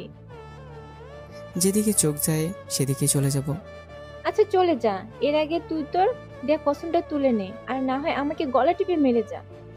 প্লিজ পাগলামো করিস না কলেজে আমার। তুই ওই দিন একটা ভুল করেছিস আমাকে কসম দিয়ে, আজও ভুল করতে চলেছিস তুই। আমি সবার সাথে ওয়াদা করেছি, আজ তোকে শেষ দেখা দেখে চিরদিনের জন্য চলে যাব তোর লাইফ থেকে। কেন? আমি কি দোষ করেছি? অনেক সময় অপরাধ না করে শাস্তি পেতে হয়, ধরে নে তুইও কোনো অপরাধ ছাড়া শাস্তি পাবি। কেন? এটাই নিয়তির লেখা হয়তো। না, আমি মানি। মানতে যে হবে তোকে, কারণ এটার পিছনে রয়েছে পরিবারের মান সম্মান আর তোর ভবিষ্যৎ। কিসের পরিবার? কার ভবিষ্যৎ? আমার এসব কিছুই লাগবে না, শুধু তোকে চাই আমার, আবার আগের মতো করে। ফেলে আসা দিনগুলো চাইলে ফিরে আসে না রে। আব্বু 20 মিনিট পেরিয়ে 25 মিনিট হয়ে গেছে। চুপ। উনি ঠিকই বলেছেন, আমার সময় শেষ হয়ে এসেছে রে। আপনি যাবেন এখান থেকে নাকি আমি পুলিশ ডাকবো? আপনার জন্য আজ লোকে আমার ছেলেকে খুনির ভাগনা বলে ডাকে। জি চলে যাচ্ছি বলেই নিহার হাত থেকে নিজেকে ছাড়িয়ে নিয়ে বেরিয়ে পড়লাম। এদিকে নিহার মাথা পুরো গরম হয়ে গেছে, তার উপর শুভ আর ঐশীর প্রশ্ন করতে লাগলো, এই লুচ্চা ছেলেটা কে? তার সাথে কি এমন সম্পর্ক তোর? এটা কি তোমার এক্স বব? জবাব দে নিহা। নিহা নীরব নিঃসুপ হয়ে শুয়ে আছে, কারো কথার কোনো উত্তর দিচ্ছে না, শুধু চোখের জল মুছতেছে। প্রায় 5 বা 10 মিনিট পর মুখ খুলো নিহা। আচ্ছা ঐশী, তুই আমাকে তোর ভাবি বানাতে চাচ্ছিস কেন? তোর ভাইকে দেখে, তোর ভাইয়ের আচার আচরণের কথা শুনে। একটু আগে যার চরিত্রে তুই লুচ্চামির সার্টিফিকেট দিলি, ওই মানুষটাই ছিল আমার ভাই। কি বলছিস এসব? আমি জানতাম না ভাই এভাবে হঠাৎ ছাড়া পেয়ে যাবে, জানলে অবশ্যই বিয়েটা একটু পিছিয়ে নিতাম। একটা খুনির জন্য তুই বিয়ে পিছিয়ে নিতি? আপু, নিহানকে আপনি ভুল বুঝতেছেন না। আমি আর নিহানের সম্পর্কে যা জানি তা এখানকার কেউ হয়তো জানে না। কি এমন জানোস? নিহান তোকে কসম দিয়েছে, কিন্তু আমাকে না, তাই আজ আমি সব খুলে বলবো। বল শুনি, কি এমন সত্য কথা যার কারণে একটা খুনির জন্য পাগল আমার বোন? ওই দিন নিহান যখন তোমার বাসায় যায়, নিহা আগে চলে গিয়েছিল, তারপর নিহান গেল। বাসার ভিতরে ঢুকতেই নিহান একটা চিৎকার শুনতে পেল, যেখানে তার বোন নিহাও ছিল। আওয়াজটা যেহেতু উপর থেকে আসছিল, তাই নিহান দৌড়ে উপরে গেল। সেখানে নীলা আপুর বেডরুমের সামনে যেতেই নিহান শুনতে পেল রাজন ভাই বলছেন, এখানে কেউ নাই তোকে বাঁচানোর জন্য, তোর উপর আমার একটু আধটু অধিকার আছে। রাজন ভাই জানতো না যে নিহা একা আসে নাই, নিহানও এসেছে। নিহান বেডরুমের দরজা একটু ফাঁক করে দেখলো বন্য পশুর মতো রাজন ভাই তার কলিজার বোন নিহার উপরে আক্রমণ করেছে। সাথে সাথে নিহান আস্তে করে দরজাটা খুললো। রাজন ভাই তার উপস্থিতি টের পাওয়ার আগে চালাকি করে পরে থাকা নিহার ওড়না নিয়ে রাজনের গলায় পেঁচিয়ে দিল, আর রাগের মাথায় সেটাকে সিলিং এ ঝুলিয়ে দিল। মুহূর্তের ভেতরে রাজনের দানবের মতো দেহটা লটকে গেল শূন্যে। নিহা নিজেকে গুছিয়ে বিছানায় এক কোণে বসে 2 হাঁটু একসাথে কাঁদতে লাগলো। তখন নিহান বলল, তুই বাড়িতে চলে যা। নিহা কোনো জবাব দিল না। যা বলছি, তোকে আমার কসম দিলাম। নিহা কেঁপে উঠল ভয়ে। তখন সে রুম থেকে বেরিয়ে যাবে, তখন নিহান আবারও বলে উঠল, এখানে যা হয়েছে কাউকে কিছু বলবে না, আমি যা বলবো সেটাকে সবার সামনে এবং নিজের কাছে সত্য মনে করবি। নিহা মাথা নাড়িয়ে হ্যাঁ বলে কাঁদতে কাঁদতে বাইরে চলে গেল। বারান্দায় বসে কাঁদছিল। ওদিকে নিহান যখন দেখলো রাজন মারাই গিয়েছে, তারপরেও তার রাগ মেটেনি।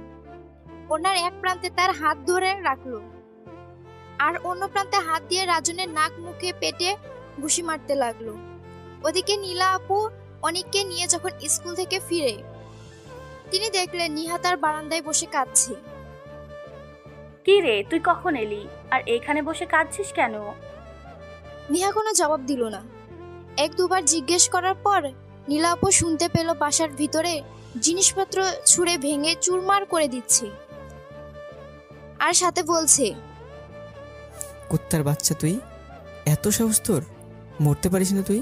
তুই আমার কলিজার গায়ে হাত দিয়েছিস। তাড়াহুড়া করে নীলা আপু বাসার ভিতরে গেল। বেডরুমের দরজার সামনে যেতেই নীলা আপু থমকে দাঁড়িয়ে পড়ল। নিজের স্বামী রাজনের খুন আপন ভাইয়ের হাতে, এটা দেখার পর কে বা ঠিক থাকতে পারে? নীলা আপু ওই দিন যা দেখেছে সব ভুল ছিল। যদি নীলা আপু আর 10টা মিনিট আগে আসতে পারত, তাহলে সে আজ নিহানকে খুনি ভাবতে পারতো না, বরং এটা বলতো নিহানের মতো ভাই আছে বলে আজ বোনেরা সুরক্ষিত। তুমি বলেছিলে না আপু, লোকে তোমার ছেলেকে খুনির ভাগনা বলে? ভাই আমাকে এজন্য কসম দিয়েছিল যাতে লোকে তোমার ছেলেকে এটা বলতে না পারে যে সে একজন ধর্ষকের ছেলে। তার খালামণিকে ধর্ষণের চেষ্টা করায় তার মামা তার বাবাকে খুন করেছে। নীলাপু শুধু কেঁদেই যাচ্ছে। অনিকেরও বয়স কম না, এখন তার সব বোঝার বয়স। তাই নিহার কথাগুলো সে মন দিয়ে শুনল। তার বাবার প্রতি যে শ্রদ্ধাবোধ ছিল সেটা শেষ হয়ে গেল। তখন নিহা আব্বুকে ইশারা করে বলল, আজ ভাইয়ের জন্য তোমার পরিবারের মান সম্মান ডুবে গেছে, তাই ভাই তোমাদের কাছে মৃত। আরে ভাইয়ের জন্য আজ এই পরিবারের মান সম্মান বেঁচে আছে। যদি ওই দিন সব সত্য কথা বলে ভাই দিত, তাহলে আজ কোথাও মুখ দেখাতে পারত না কেউ। ভাবতে অবাক লাগে, ভাইয়ের ভিতর সেদিন এত বড় বোঝাটা কে দিল? মাত্র 16-17 বছর বয়সে ভাই নিজের কথা ভুলে গিয়ে ভেবেছিল আব্বু আম্মু আপু আর আমার অনেকের ভবিষ্যতের কথা। পুরো কেবিন জুড়ে শুধু একাই নিহা বলে যাচ্ছে, আর সবাই চুপ হয়ে দাঁড়িয়ে আছে। কে কি বলবে? আর যে সবাই অপরাধী। এখনো তোমরা আমাকে আমার কলেজের কাছ থেকে কি দূরে রাখতে চাও? না বোন, আমিও চাই আমার ভাইটার কাছে যেতে। সে কোথায় গেছে? হসপিটাল থেকে বেরিয়ে ডান দিকে 5 মিনিট গেলেই তো বাস স্ট্যান্ড। ওখান থেকে কোথায় কোথায় বাস যায়? শহরের বাইরে, ঢাকা, চট্টগ্রাম, রাজশাহী। আপু একটু দেরি করলে ভাই অনেক দূর চলে যাবে আমাদের ছেলে। আমাকে কি চান্স দিবি একটু ওর কাছে ক্ষমা চাওয়ার? আগে ভাইকে খুঁজে বের করতে হবে তো। সবাই গেটের কাছে যাও, আমি পার্কিং থেকে গাড়ি নিয়ে আসছি। ভাই তাই করব। 10 থেকে 15 মিনিট পর বাস স্ট্যান্ডে পৌঁছে গেল। সেখানে গিয়ে প্রত্যেকটা টিকিট কাউন্টারে খুঁজতে লাগলো তার ভাই কোন বাসে টিকিট কেটেছে। অনেক খোঁজার পর ঢাকার শ্যামলী বাসের কাউন্টারে ভাইয়ের নাম পেল। এই বাস কোথায় বলতে পারবেন কি একটু? সরি আপু, বাসটা 1 ঘন্টা আগে এখান থেকে ছেড়ে গেছে। এখন কোথায় আছে? উজান বিটি হবে। সমস্যা নেই, ওখানে আমার লোক আছে, আমি তাদের ফোন করছি। তাড়াতাড়ি কর বাবা। হ্যালো সুমন। জি স্যার। তুমি এখন কোথায়? স্যার আমি তো এখন অফিসে। তোমার এখান থেকে উজানবাটি রেস্টুরেন্ট কত দূরে? মাত্র 10-15 মিনিটের রাস্তা। তাড়াতাড়ি ওখানে যাও আর গিয়ে দেখো সিলেট টু ঢাকার বাস কি এখন ওখানে রয়েছে। আচ্ছা স্যার, যাচ্ছি। বলেই কল কেটে দিল। প্রায় 10 মিনিট পর আবার কল দিল। স্যার আমি যার 5 মিনিট আগেই বাসায় চলে গেছে। আচ্ছা, আমাদের ঢাকা অফিসের শাখা কোথায়? স্যার মিরপুরে। ওকে আচ্ছা ভাই, এখন রাখি, পরে কথা বলবো। জি স্যার। শুভ এরপর আরেকজনকে কল দিল। হ্যালো মুহিম। জি স্যার। 5 থেকে 6 ঘন্টা পর সিলেট টু ঢাকা বাসে আমার একজন মানুষ যাবে, তুমি তাকে রিসিভ করতে পারবে কি? রাত 3টার সময়? কি স্যার? সরি স্যার, আপনি বরং তার কাছে আমার নাম্বার এবং ঠিকানা পাঠিয়ে দেন। সে সুযোগ নাই, সে মানুষটার কাছে কোনো ফোন নাই, সে এখন উজানবাটি পেরিয়ে গেছে। ঢাকায় নামার পর তাকে তুমি রিসিভ না করলে বড়সড়ই বিপদ হয়ে যাবে আমার জন্য। ও তাহলে স্যার আপনি তার একটা ফটো আমার কাছে পাঠিয়ে দিন।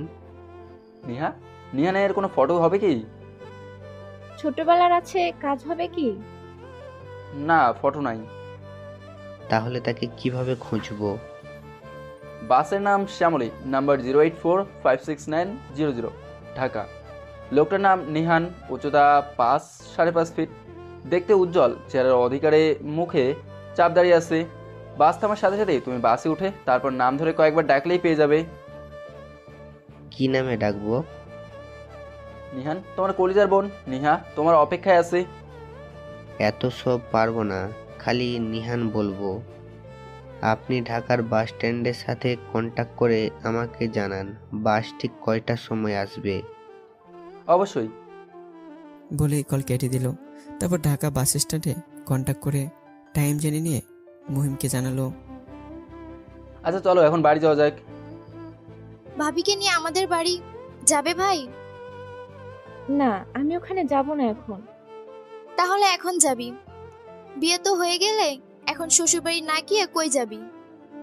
যতক্ষণ না আমার ভাই ফিরে আসবে ততক্ষণ আমি যাব না। আমার ভাই এসে যখন আমাকে নিজে হাতে বধূ বেশে বিদায় দেবে এই বাড়ি থেকে, তখন যাব। Good idea. তার সাথে আবার একটা অনুষ্ঠান করে তোর ভাইয়ের গলায় আমাকে ঝুলিয়ে দিবি। কানে কানে বলল নেহাকে। নেহা তো কষ্টের মাঝে থেকেও মুচকে আসলো নেহার কথা শুনে। আচ্ছা বাবা, তাহলে চল এখন বাসায় যাওয়া যাক। আমি বলি কি, আজ তুমি আর ঐশী আমাদের বাড়ি থাকবে। জি আম্মা। কি মজা, তুই বিয়ে করে শ্বশুরবাড়ি যাচ্ছিস না, আর আমি বিয়ে না করেই শ্বশুরবাড়ি থাকবো। রাত 3টার দিকে সবাই ঘুমিয়ে পড়েছে। আব্বু শুভ অনেক এক রুমে, আর আম্মু নীলা আপু এক রুমে, ঐশী নেহা দুজনে আমার রুমে। সবাই যখন ঘুমে আচ্ছন্ন, নেহা তখন অপেক্ষায় আছে কলের। কখন ওই লোকটা কল দিয়ে শুভকে জানাবে যে নেহানকে পাওয়া গেছে। নেহা রুমের ভিতরে হাঁটাহাঁটি করছে, কখনো বসে আবার পরের টেবিলের দিকে তাকাচ্ছে, আবার কখনো আলমারি খুলে আমার ছোটবেলার জামাগুলো দেখছিল। হঠাৎ নীরব নিস্তব্ধ পরিবেশে অবসান ঘটল শুভর। ফোনের রিংটনে সারা বাড়ির দেয়াল ছুঁয়ে এসেছে যখন নেহার কানে গেল। নেহা এক দৌড়ে শুভ রুমের কাছে গেল। এদিকে শুভ ঘুম থেকে উঠে কল রিসিভ করলো। স্যার। হ্যাঁ বল। অনেক খোঁজার পর এ নামের কাউকে বাসে পেলাম না। বলছো কি এসব? জি স্যার, বাসের হেল্পার বলল উজান বিটি থেকে তাদের একজন লোক মিসিং। তার মানে ওখানে নিহান বাস মিস করেছে? হতে পারে স্যার। আচ্ছা ধন্যবাদ তোমাকে এত কষ্ট করার জন্য। না থাক স্যার, ধন্যবাদ না দিলে চলবে। নেহা এটা শোনার পর রুমে চলে গেল। স্যার, ওই নিহান আপনার কি হয়, আর তার জন্য আপনি এত পরেশান কেন? শালাবাবু হয়, অভিমান করে চলে গেছে। এখন থেকে ফিরিয়ে না আনলে আমার এখানে বাসর টাসর কিচ্ছু হইব না। ও, তাহলে এবার বুঝছি ব্যাপারটা। আচ্ছা তাহলে এখন রাখি। জি স্যার। স্যার, রাত্রি মানে? আপনি না আমার স্যার, তো স্যার নাম ধরে তো যায় না, তাই শুভ রাত্রি না বলে স্যার রাত্রি বললাম। এখন তো নাম ধরেছো। Sorry sir. শুভ মুসকে মুসকে হেসে বলল, আমি রাত্রি। তারপর দুজনেই হেসে ওঠে। তারপর কল কেটে দিয়ে শুভ ঘুমিয়ে পড়ল। 3 দিন কেটে গেল, আমার কোনো খোঁজ খবর পাইনি। জেলে যখন ছিলাম তখন না হয় নেহার সামনে ছিল, 2 দিন পর পর গিয়ে দেখতো, কিন্তু এখন কোথায় আছি কি করছি সেটা কেউ জানে না। অনেক খোঁজাখুঁজির পর নেহা সিদ্ধান্ত নিল সে নিজেই ঢাকা যাবে। একা তো যেতে পারবে না, তাই সঙ্গে করে শুভ আর ঐশীও যাবে। 10 দিন পর ঢাকার অলিতে গলিতে খুঁজতে খুঁজতে পাগল হয়ে যাচ্ছিল নেহা। ঢাকা সিটি মার্কেটের সামনে দিয়ে যখন হেঁটে যাচ্ছিল তখন ফুটপাতে বসে থাকা একটি মেয়ের কথা শুনে দাঁড়ালো নেহা। মেয়েটি বলছিল, ভাইয়া আপুরা কয়টা টেহা দিয়া যান? এই যে আমার ভাই 3 দিন ধরে অসুস্থ, ডাক্তার বলছে অনেক টেহা লাগবো। ভাইয়ের কথা শুনতেই নেহা পিছনে তাকালো। তাকে দেখে একটা মেয়ে থালা নিয়ে বসে আছে, আর এক হাতে একটা ফটো। নেহা একটু কাছে গেল কিছু সাহায্য করার জন্য। 500 টাকার একটা নোট মেয়েটার হাতে দিতে ফটোটা দেখলো। ভালো করে ফটো দেখতেই নেহা বলে উঠলো, এই মেয়ে, এই ফটো তুমি কোথায় পেলে? স্টুডিওর লোক দিয়ে তুলেছি, আমার ভাইয়ের ফটো। মেয়েটার কাছ থেকে ফটোটা কেড়ে নিয়ে বলল, না, এটা তোমার ভাই হতে পারে না, এটা আমার ভাই। জানি না। ভাই এখন কোথায়? হসপিটালে। কি কি হয়েছে আমার ভাইয়ের? এদিকে আম্মু বাসে পুরো পাগল হয়ে গেছেন। আমার কেমন কেমন লাগছে, না জানি ছেলেটা কোথায় আছে, কি অবস্থায় আছে, কোনো বিপদ হয়নি তো? কথায় আছে না, সন্তানের কিছু হলে সবার আগে জানে মায়ে। পরিবারের সবার অপমান সহ্য করতে না পেরে ওই দিন রাতে হসপিটাল থেকে বেরিয়ে পড়েছিলাম নতুন কোনো শহরের উদ্দেশ্যে। রাতের আকাশে হাজারো তারার ভিড়ে চাঁদ যেমন একা টিকে থাকে, তেমনি শহরের হাজারো মানুষের ভিড়ে আমি বড্ড অসহায়, একা। হাঁটতে হাঁটতে বাস স্ট্যান্ডে গেলাম। সেখান থেকে ঢাকার বাসে উজানবাটি অবধি যাই। ওখানে একটা ঝামেলায় পরে বাসটা মিস করে দিই, যার কারণে পরের বাস ধরে সকাল 7টায় পৌঁছালাম ঢাকা নামের নিষ্ঠুর এক শহরে। বাস স্ট্যান্ড থেকে নেমে আনমনা হয়ে ফুটপাথ দিয়ে হেঁটে যাচ্ছি, তখন থমকে দাঁড়ালাম একটা মানুষের কণ্ঠ শুনে। কোথায় যাবেন? কণ্ঠটা খুবই একটা পরিচিত। ঘুরে তাকাতে দেখলাম রিক্সাওয়ালার বেশে আব্বুর সেই বন্ধু, যার রেস্টুরেন্টে আমি 10 বছর আগে কাজ করেছিলাম। করিম চাচা বলে এগিয়ে গেলাম তার দিকে। আমাকে এত সুন্দর করে চাচা ডাকলে, কে বাবা তুমি? আরে চাচা, আমি আপনার বন্ধু ফয়সাল সাহেবের ছেলে নিহান। ভুলে গেলেন আমাকে? বাবা তুমি?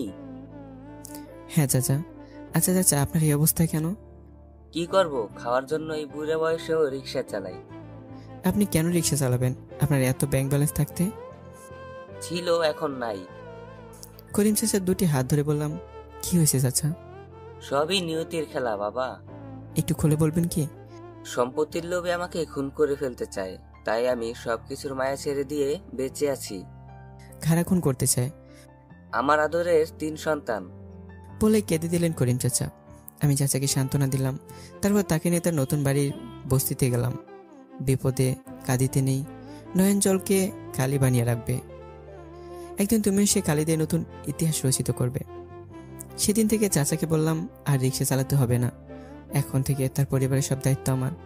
চাচার পরিবার বলতে তিনি, চাচি আর 15 থেকে 16 বছরের একটা ছোট মেয়ে রিয়া। মেয়েটা অবশ্য চাচার আপন মেয়ে না। রিয়ার আম্মু চাচার বাসায় কাজ করতেন। রিয়ার বয়স যখন 7 ছিল তখন তার আম্মু মারা যান। বাবা অনেক আগে মারা গিয়েছিল। মা বাবা মারা মেয়েটার সকল দায়িত্ব নিয়েছিলেন করিম চাচা।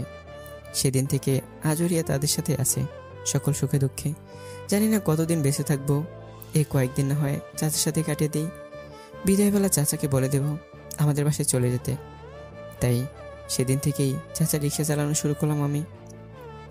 করিম চাচা বাধা দিয়েছিলেন, কিন্তু আমি মানিনি। আমি থাকা সত্ত্বেও তিনি এ বসে রিক্সা চালাবেন, এটা কি করে হয়?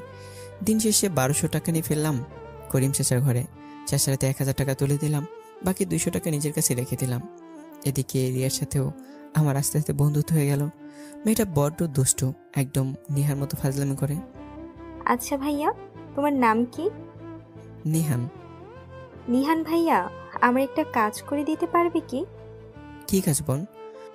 বস্তিতে কিছু লোক গুন্ডা ছেলে পেলে আছে, ওদের সাহায্য করতে হবে একটু। কেন, ওরা কি করছে? ঘর থেকে বের হলেই আমাকে দেখে ওরা বাজে বাজে কথা বলে। চল তো বোন, দেখি কার এত বড় সাহস। বলে আমার বোনকে নিয়ে ঘর থেকে বের হলাম। ভাইয়া, ওই যে ওইখানে বসে আছে 4-5টা ছেলে। আমি তাকে দেখলাম, ছেলেগুলো 15 থেকে 16 বছরের হবে, কিন্তু সবাই ধূমপান করতেছে। পারবে কি সাহায্য করতে? আজ বরং ওয়ার্নিং দিয়ে আসি। যাও। তারপর আমি গিয়ে ছেলেগুলোকে কয়েকটা কথা বলে বুঝে আসলাম। আশা করি দ্বিতীয়বার আর বাজে কথা বলবে না। 3 দিন পর রিয়া আবার বলল ওরা তাকে ডিস্টার্ব করে। ব্যাস, আমার মাথা গরম হয়ে গেল। নিজেকে কন্ট্রোল করতে না পেরে সোজা গেলাম ওই ছেলেদের কাছে। গিয়ে রিয়াকে বললাম, কোন ছেলে ডিস্টার্ব করেছে বল। মাঝখানে ছেলেটাকে দেখিয়ে বলল ওর হাত ধরেছে। আমি ঠাস করে ছেলেটাকে চড় মারলাম আর ডান হাতটা শক্ত করে মুচড়ে ধরলাম। এটা দেখে বাকি ছেলেরা পালিয়ে গেল। আর মেয়েদের সাথে বেয়াদবি করবি? মাফ করে দেন ভাই, আর কখনো কারো সাথে বেয়াদবি করব না। এটা লাস্ট চান্স, দ্বিতীয়বার এমন করলে তোদের আমি কি করব নিজেও জানি না। বলে ছেলেটাকে ছেড়ে দিলাম। ছেলেটি একটু দূরে যেতেই আস্তে আস্তে বলল, তোকে দেখে নেব শালা। কথাটি আমার কান অব্দি স্পষ্টভাবে পৌঁছালো।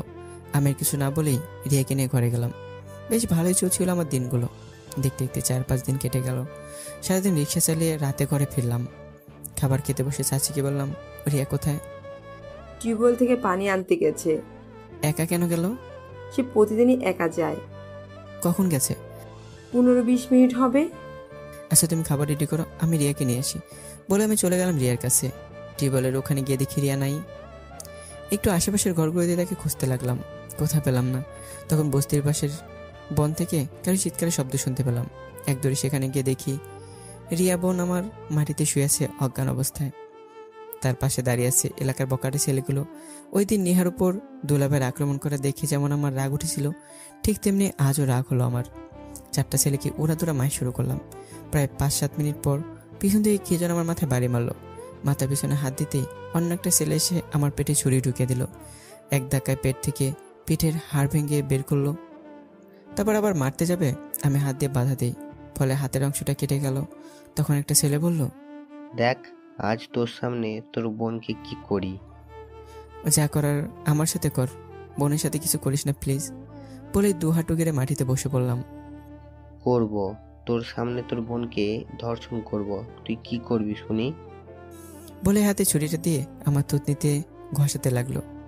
খোদার কসম তোদের একটাকেও জিন্দা রাখবো না। বলে ছেলেটাকে 2 হাত দিয়ে ধরে শূন্য তুলে একটা আছাড় দিলাম। ছেলেটার হাত পা মনে হয় ভেঙে গেছে। এরপর সেম কাজটা বাকি 3 জনের সাথেও করলাম। কারো হাত কারো পা ভেঙে দিয়েছি। 4টা ছেলে মার খেয়ে পালিয়ে যাওয়ার পর আমি একটা গাছে হেলান দিয়ে বসে পড়লাম। মাথায় ভীষণ ব্যথা করতেছে। এদিকে রক্ত তো কোনো মতেই বাধাই মানছে না। শরীরটা দুর্বল হয়ে পড়লো। জানি না কখন চোখ দুটো বন্ধ হয়ে অজ্ঞান হয়ে পড়লাম। আমাকে অজ্ঞান অবস্থায় নিয়ে এই হাসপাতাল থেকে ওই হাসপাতালে গেলেন, কিন্তু কোনো হসপিটালে ভর্তি করাচ্ছে না, বিভিন্ন বাহানা দেখায়। সরকারি হসপিটালে অনেক কষ্টে চান্স মিলল, তবে কোনো ওয়ার্ড বা সিটে নয়, সিঁড়ির পাশে। সস্তার দামের ট্যাবলেটও দেওয়া হয় যেখানে, কেননা সরকারি হসপিটালে সিট পেতে হলে 1500 থেকে 2000 টাকা দেওয়া লাগে, আর করিম চাচার কাছে এতগুলো টাকাও নাই। তাই আজ 3 দিন ধরে আমি সিঁড়ির পাশে অজ্ঞান অবস্থায় আছি। চাচি আমার পাশে, আর চাচা রিক্সা নিয়ে বেরিয়েছে। এদিকে রিয়া ভিক্ষা করতে বেরিয়ে পড়ছে শুধু আমাকে বাঁচানোর জন্য। গতকাল যে টাকা পেয়েছিল সেটাকে শুধু একটা ইঞ্জেকশন দেওয়া হয়েছে। 3 দিন ধরে চাচা চাচি ও রিয়া কিছুই খায়নি।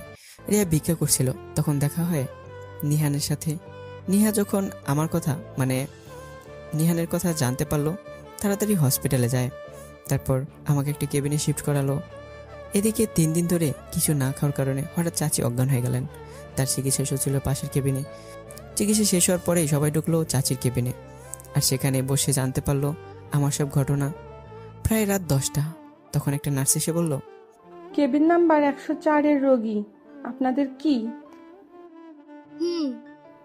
ওনাকে তো কেবিনে পেলাম না। তার মেডিকেল টেস্ট রিপোর্ট এসেছে। কই দেখি। এই নিন। বলে এই রিপোর্ট ঐশীর হাতে দিয়ে নার্স চলে গেল। ঐশী ফাইলটা খুলে পড়তে লাগলো। যতই পড়ছিল ততই অবাক হচ্ছে। পড়তে পড়তে একটা সময় তার চোখ দিয়ে দুপোটা জল পড়লো ফাইলের কাগজে। ওখানে কি লেখা ঐশী? না, তেমন কিছু না। বলেই সবার কাছ থেকে নিজের চোখের জল লুকাতে লাগলো। তুই কাঁদছিস কেন? বল ওখানে কি লেখা আছে। দেখি কি লেখা আছে। বলে ঐশীর হাত থেকে ফাইলটা নিয়ে শুভ পড়তে লাগলো। ঐশীর মতো সেম অবস্থা শুভরও। এই, এখানে হচ্ছেটা কি? তোমরা কাঁদছো কেন? তোমাদের চোখে জল কেন? কি লেখা আছে আমার কলেজার রিপোর্টে? চোখের টলমল পানি নিয়ে কথাগুলো বলল নিহা। নিহান এই পৃথিবীতে খুব অল্প সময়ের অতিথি। বলেই চোখ দুটো বন্ধ করলো। তার কথা শুনতেই নিহার মাথায় যেন আকাশ ভেঙে পড়লো। সেখান থেকে এক দৌড়ে ভাইয়ের কেবিনে আসলো। ভাই সিটে নেই, কিন্তু নীলা আব্বু ওখানে দাঁড়িয়ে আছে, আর আম্মু দেয়ালে হেলান দিয়ে ফ্লোরে বসে আছে। কেউ কারোর দিকে না তাকিয়ে নীরবে কান্না করছে। আমার ভাই কই? নিহার কথাগুলো শুনে আব্বু আর নীলাপু পিছনে ঘুরে তাকালো। আমরা এসেও তোকে পাইনি, কিন্তু এই কাগজটা পেলাম। বলেই চোখের পানি মুছতে মুছতে কাগজটি নিহার দিকে এগিয়ে দিলেন। নিয়ে হাতে নিয়ে পড়তে লাগলো।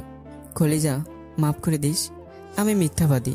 তোকে কথা দিয়েছিলাম সারা জীবন তোর সাথে থাকবো ছায়ার মতন, কিন্তু পারলাম না। চিঠিটা যখন তুই পড়বি তখন আমি না হয় ওই পারেই চাঁদ মামার দেশে চলে যাব। আব্বু, আপনার অ্যাকাউন্টে 1 কোটি টাকা আসবে, সেগুলো দিয়ে আমার কলেজের বিয়ে ধুমধাম করে দেবেন। যে টাকা বাকি থাকবে সে টাকা দিয়ে একটা বড় বাড়ি বানাবে, যেখানে করিম চাচার মতো অনেক মানুষের জায়গা হবে। কারোর প্রতি আমার কোনো অভিযোগ নেই। তোমাদের সবার মাঝে আমি বেঁচে থাকবো চিরকাল। শেষ কথাটি পড়ে নিহা আর কোনো কথাই বলছে না, বলার ভাষা হারিয়ে ফেলেছে। চোখের পলকে দপাস করে মাটিতে পড়ে গেল। পড়ে যায়নি, শুভ আর ঐশী ধরে ফেলেছে। নিহা মাথায় হাত দিয়ে বুঝতে পারলো তার খুব মাথা ঘুরছে। নিহা পড়ে যাওয়ার পরই সবাই দৌড়ে তার কাছে আসেন। আম্মু আসেন নাই, তিনি ওখানে বসে আছেন। নীলা কাঁদতে কাঁদতে আম্মুর কাছে গেল। আম্মু? আম্মু সারা শব্দ নেই। আম্মু, আম্মু বলে ধাক্কা দিতেই আম্মুর দেহটা ফ্লোরে পড়ে গেল। আম্মু! ছেলের এমন একটা খবর শোনায় কোনো মা কি সহ্য করতে পারে? আম্মু এত মুখে আমার উপর অভিমান করে থাকলেও আমার জন্য মনে মনে কাঁদতেন, জাব্বর ভাই বলতেন না। পুরো কেবিন জুড়ে শুধু কান্নার ছড়াছড়ি, আর কোনো শব্দ নাই। ঐশী আর নিহত একদম পাগল হয়ে গেছে। শুভ, করিম চাচা আর চাচিকে সবাইকে সান্ত্বনা দিতে লাগলেন। রোগটার নাম হলো দ্য এক্সটেজিম। ক্যান্সারের থেকেও মারাত্মক এই রোগ 100 কোটি মানুষের মধ্যে একজনেরই হয়ে থাকে। ক্যান্সার আর এটার মধ্যে একটাই পার্থক্য, ক্যান্সারের ভিতর থেকে আক্রমণ করে আর এক্সটেজিম বাহির থেকে। ঠিক কিভাবে? ক্যান্সারে আক্রান্ত হওয়ার পর আস্তে আস্তে রোগীর ফুসফুস, কলিজা, কিডনি ইত্যাদি নষ্ট হয়ে যায়। আর এক্সটেজিমের আক্রমণে প্রথমে শরীর থেকে চামড়া আলাদা হয়ে যায়। কিভাবে? ঠিক যেমন নরম কাদা হাত দিলে হাতে লেগে যায়, তেমনি রোগীর মাংসপেশি নরম হয়ে যায়। যার কারণে চামড়া শরীর থেকে আলাদা হয়ে যায়। কেউ হাত দিয়ে স্পর্শ করলে চামড়া উঠে আসে। আস্তে আস্তে রোগীর সমস্ত চামড়া ঝরে পড়ে আর মাংসপেশিতে জীবাণু সৃষ্টি হয়। এই ধরনের রোগী প্রথম লক্ষণ দেখা দেওয়ার পরেই মাত্র 3 মাস 8 থেকে 10 বেঁচে থাকে। কেবিনের বাইরে দাঁড়িয়ে কাঁদতে কাঁদতে নীলা আপুকে আর তার ভাই শুভকে কথাগুলো বলছিল ঐশী। এদিকে নেহা একটু দূরে ব্রাঞ্চে বসে কাঁদছিল, আর আম্মু কেবিনের ভিতর ঘুমিয়ে আছেন। আব্বু অপরাধীর মতো দাঁড়িয়ে আছেন করিডোরের এক পাশে। তখন আব্বুর মোবাইলে একটা মেসেজ আসলো ব্যাংক থেকে। চশমাশের আব্বু দেখতে অসুবিধা হচ্ছিল, তাই আব্বু নীলা আপুকে দিলেন। দেখ তো মা, কিসের মেসেজ আসছে? ব্যাংকের মেসেজ। কার অ্যাকাউন্ট থেকে জানি আপনার অ্যাকাউন্টে 1 লক্ষ টাকা জমা হয়েছে।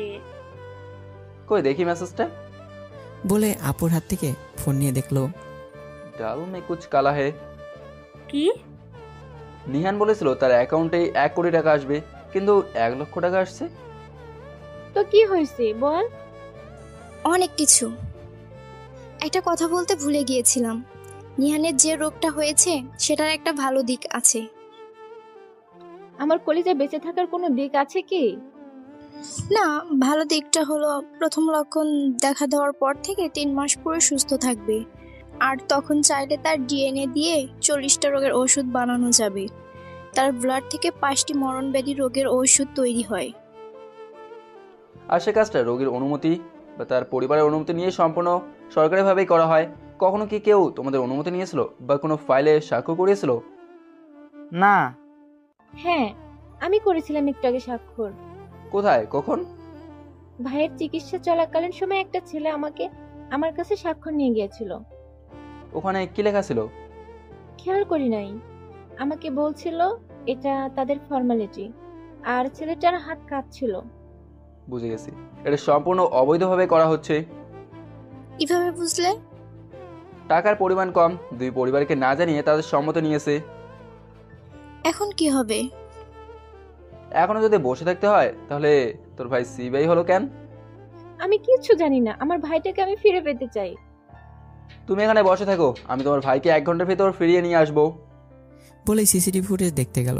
যেতে যেতে তার টিমকে আসতে বলে, আর আব্বুর অ্যাকাউন্টে যে অ্যাকাউন্ট থেকে টাকা এসেছিল তার সম্পূর্ণ ডিটেলস জানতে চায়। হসপিটালের সম্পূর্ণ ফুটেজ দেখতে পারি কি? সরি, বাইরে কাউকে দেখানোর নিয়ম নেই। আচ্ছা, তাহলে সিবিআই অফিসারকে তো দেখানো যাবে। বলে নিজের ব্যাজ বের করে দেখালো। সরি স্যার, আমি চিনতে পারিনি। কেবিন নাম্বার 104 এর ফুটেজ দেখাও। ভিতরের না বাহিরেরটা? করিডোরের। Wait sir. পিছনে পিছনে, আর 10 মিনিট পিছনে। ওয়েট একটু সামনে। হ্যাঁ হ্যাঁ, এই ছেলেটাকে জুম করো। এটা কে? জানি না স্যার। হসপিটালের স্টাফ কি? না স্যার। এর একটা পিক আমাকে দাও। Okay sir. এবার ফুটেজটা সামনের দিকে নিয়ে আসো। জি স্যার। ওয়েট, এরা কারা ট্রলি নিয়ে কেবিনে ঢুকলো?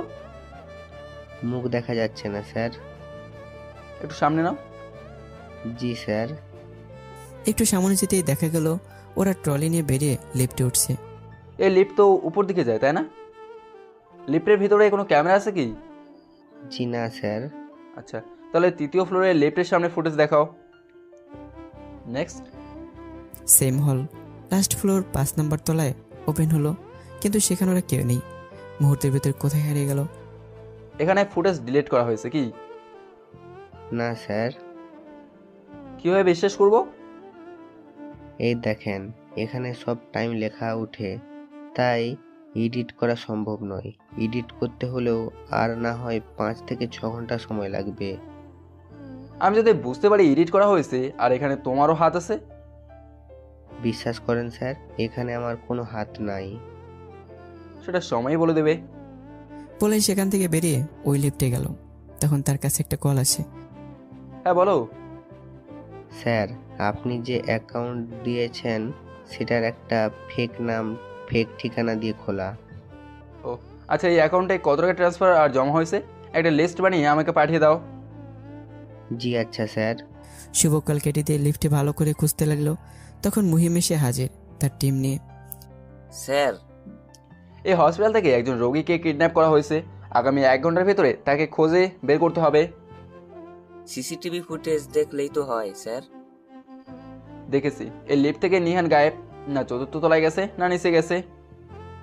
তাহলে কোথায় গেল? ওটা কি? মনে হচ্ছে ঘন্টা খানেক আগে কেউ উপর দিয়ে বেরিয়েছে। ওটা সরাও। জি স্যার। তাহলে বুঝি এই রাস্তায় গেছে। মুহিম, লিফট উপরের ফ্লোরে নাও। Okay sir. 5 নম্বর ফ্লোরে উঠতেই লিফটের উপরের কাটা অংশ সরিয়ে শুভ উপরে উঠে দেখলো এখান থেকে সোজা ছাদে যাওয়া যায়। এখান থেকে তো কোনো রাস্তা নাই। আছে একটা রাস্তা। কোথায়? পিছনের সিঁড়িতে কোনো ক্যামেরা নাই। কিডন্যাপার তাই প্রথমে ছাদে এসেছে, পরে পিছনের সিঁড়ি বেয়ে পিছনের গেট দিয়ে চলে গেছে। ইমিডিয়েটলি পেছনের গেটের সিসিটিভি ফুটেজ চেক করো। জি স্যার। আমি একটু হসপিটালের পেছনের দিকটা দেখে আসি। Okay sir.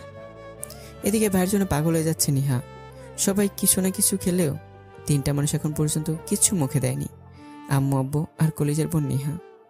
আম্মু বেডে শুয়ে আছেন, তার পাশে আব্বু আর নীলা বসে আছে। তাদের থেকে একটু দূরে নিহা আর ঐশী বসে আছে। নিহা তো কারো কথাই শুনছে না, শুধু কেঁদেই যাচ্ছে। ঐশী সান্ত্বনা দিয়ে বলল, নিহানের যদি হায়াত থেকে থাকে অবশ্যই সে ফিরে আসবে, আর না হলে? চুপ। আমার ভাইয়ের কিছু হলে এটার জন্য তোমরা সবাই দায়ী থাকবে। তুই আমার ভাইকে কি বলেছিলি? শত শত মানুষের সামনে লুচ্চা, বেহায়া। আমি জানতাম না ওটা নিহান ছিল, বিশ্বাস করো। আমি জানলে কখনো তাকে এভাবে অপমান করতাম না। আর তোমরা এখানে কেন এসেছো? আবার আমার ভাইয়ের কাছ থেকে আমাকে দূরে সরিয়ে দিতে? তোমরাই জিতে গেলে। তোমাদের প্রার্থনা স্রষ্টা কবুল করে নিয়েছেন। আমার ভাইকে আমার থেকে অনেক দূরে নিয়ে গেছেন। এখন তো খুশি তোমরা? আসতে বল, আম্মুর ঘুম ভেঙে যাবে। হ্যাঁ, তোমার আম্মুর ঘুম ভেঙে যাবে। আর এদিকে আমার কলেজাতে চিরকালের জন্য ঘুমাতে গেল। বুঝতেই পারছেন কলেজের ভাই হারানোর ব্যথা কতটুকু। তাই নিহাও পাগলের মতো সবাইকে যা মন চাই বলছে। অন্যদিকে মুহিম শুভর কাছে আসলো। স্যার, রাত 9টা বেজে 15 মিনিট এখান থেকে পিছনের গেট দিয়ে একটা গাড়ি বের হয়। ডান দিকে না, বাম দিকে গেছে। ডান দিকে। কিন্তু স্যার ওই গাড়িটা তার ঠিক 30 মিনিট পর 9টা 45 মিনিটে সামনের গেট দিয়ে ঢুকেছিল। ওখানে কি হলো? ওখান থেকে একজন রোগীকে নিয়ে যাওয়া হয়। মুখ দেখেছিলে কি? স্পষ্ট স্যার, ওইটা নিহান ছিল না। তাহলে কোথায় যেতে পারে? তখন একটা মেসেজ আসলো শুভর ফোনে। ওপেন করে দেখলো যে ব্যাংক অ্যাকাউন্টের ডিটেল চেয়েছিল, সেটা 5টি অ্যাকাউন্ট থেকে এই অ্যাকাউন্টে টাকা জমেছে 5 বার, আর ট্রান্সফার হয়েছে 10 বার। জমা হয়েছে 5 বারে 5 কোটি টাকা, আর ট্রান্সফার হয়েছে 9 বারে 9 লক্ষ টাকা।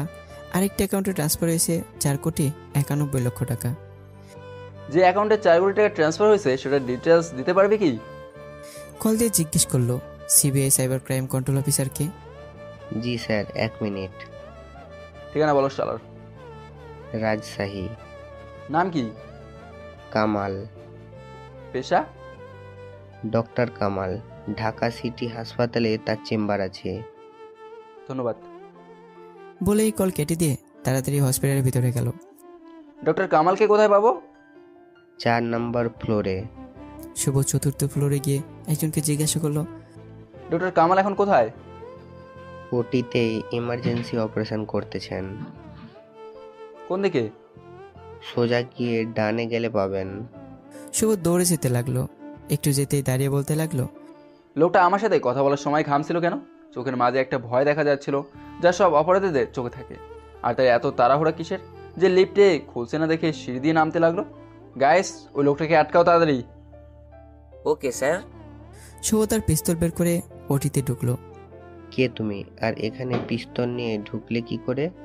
শুভ তাকে দেখলো যে ভুল নয়, সঠিক জায়গায় এসেছে। বেডের মধ্যে আমি শুয়েছিলাম। বেরিয়ে যান বলছি। আমি সিবিআই অফিসার, এটা একটা ইলিগাল অপারেশন, এটাকে এক্ষুনি বন্ধ করুন। কি? ডক্টর কামাল তো বলেছিলেন এটা সম্পূর্ণ লিগ্যাল অপারেশন। এখানে পরিবারের এবং ডোনারের অনুমতি আছে। না নেই। এখন অপারেশন বন্ধ করবেন নাকি আমি গুলি চালাবো? স্যার, আমরা এটা জানতাম না। জানলে এমন কাজ কখনো করতাম না। নিহানকে সুস্থ করতে কত সময় লাগবে? 1 ঘন্টা। কিন্তু সে আর বাঁচবে কিনা সেটা জানি না, কারণ আমরা কিডনি ট্রান্সফার করার 70% কাজ করে ফেলেছি। যে করে হোক তাকে বাঁচাতে হবে। না হলে তোমাদের কাউকেই আমি ছাড়বো না। এদিকে মহিময় লোকটাকে নিয়ে আসে। স্যার, এ বেটাই ডক্টর কামাল। তারা বাচ্চা বলে মুখে খুশি মারলাম। তারপর তাকে বেঁধে তার কথা শুনতে লাগলো। বল, এমন কাজ করলি কেন? টাকার লোভে স্যার। নিহালের কি ওই রোগ হয়েছে? না স্যার, মার্কেটে এবি নেগেটিভের দাম অনেক বেশি। একটা কিডনির দাম 1 কোটি টাকা। আমি যখন সিলেট সিটি জেলায় যাই আসামিদের স্বাস্থ্য চেক করতে, তখন জানতে পারলাম নিহানের ব্লাড গ্রুপ এবি নেগেটিভ। তারপর আস্তে আস্তে তার সাথে বন্ধুত্ব করে তার জীবনের সকল ঘটনা জানতে পারলাম। পরিবারের প্রতি একটা ঘৃণা সৃষ্টি করলাম তার মনে। একদিন সে আমাকে জানালো তার কফের সাথে কালো রক্তের কিছু যেন একটা জিনিস বেরিয়েছে। সেদিন থেকে আমি আমার প্ল্যান বানিয়ে নিয়েছিলাম। তাকে বুঝালাম যে তার মরণব্যাধি রোগ হয়েছে, 3 মাস পর তার মৃত্যু হবে নির্মমভাবে। 2টা সময় মানুষের বুদ্ধি কাজ করে না, 1 রাগের মাথায়, 2 ভয়ে। আর আমি তো তাকে এমন ভয় দেখিয়েছি যে বোকার মতো আমার কথা বিশ্বাস করে নিল। ট্রলি নিয়ে লিফটে ঢুকলি, লিফটের উপরের অংশ কেটে ছাদে গেলি, তারপর পেছনের গেট দিয়ে বাইরে। তাহলে এখানে আসলি কিভাবে? ওটা তো ছিল টাইম পাস। মানে কি? মানে হলো যে ট্রলি নিহানের কেবিন থেকে বেরিয়েছিল, সেখানে নিহান নয়, আমার লোক ছিল। আর নিহানকে আমি এর আগেই ফোন দিয়ে বলে দিয়েছিলাম 115 নম্বর কেবিনে চলে যেতে। আমি জানতাম যে তুই সিবিআই, এজন্যই খেলাটা খেললাম, যাতে তুইও ওদিকে ঘুরবি আর আমি এদিকে আমার কাজটা করে নেব। কিন্তু একটা ভুলের জন্য সব হলো। যদি ওই চিঠিটা ফেলে দিতাম তাহলে আজ। তোর সাথে আর কে কে আছে? বলবোই না। শুভ কামালে নাকি একটা ঘুষি দিয়ে বলল, অফিসে নিয়ে জিজ্ঞাসাবাদ কর। কত দিব স্যার? 15 নাকি 20? 90 ডিগ্রি দিবি। এদিকে অপারেশন থিয়েটার থেকে ডাক্তার বেরিয়ে মুখটা মলিন করে বলল, এখন সব উপরওয়ালার হাতে। ডাক্তার বেরিয়ে যেতেই সবাই ঢুকলো। নিহা আমার বুকের উপর ঝাপটে ধরে কাঁদছিল, তার পাশে নীলাপু আর ঐশী। আর এদিকে আব্বু সোজা আমার পায়ের কাছে এসে আমার পা দুটি ধরে বলতে লাগলো, ভুল করলে ক্ষমা করা হয়, আর আমাকে সে ক্ষমা চাওয়ার সুযোগটাই দিলি না বাবা। সবাই কাঁদছে। করিম চাচা চাচি আর ইয়াও দাঁড়িয়ে দাঁড়িয়ে কাঁদছিল। কান্নার শব্দটা তখন আরও বেড়ে যায় যখন টিকটিক করে কম্পিউটারে দেখালো আমার পাস দুর্বল হয়ে আসছে। সে আর আমাদের মাঝে নেই। আমার হাত ধরে চেক করে বলল। কান্নার শব্দ আরও বেড়ে গেল। সবার চোখে জল, কেউ চিৎকার করে, আবার কেউ নীরবে কেঁদে যাচ্ছে। ভাই একটিবার কথা বল, বল না ভাই, তোকে ছাড়া আমি জিন্দা লাশ হয়ে যাব ভাই। আমাকে জোরে ধরে বলল নিহা। তখন আম্মু কেবিনে ঢুকতে ঢুকতেই বলতে লাগলো, বাবা যাস না তুই, আমি থাকতে পারবো না তোকে ছাড়া। আল্লাহ গো, আমার হায়াত নিয়ে তুমি আমার ছেলের হায়াত বাড়িয়ে দাও। তখন ওই সে বুঝতে পারলো আমার হাতের পালস এখন আবার কাজ করতেছে। 2 নয়ন ভরা জল নিয়ে কম্পিউটারের দিকে তাকিয়ে দেখলো পালস বেড়ে উঠেছে। আম্মু শেষ কথাটা হয়তো কবুল হয়েছে খোদার দরবারে।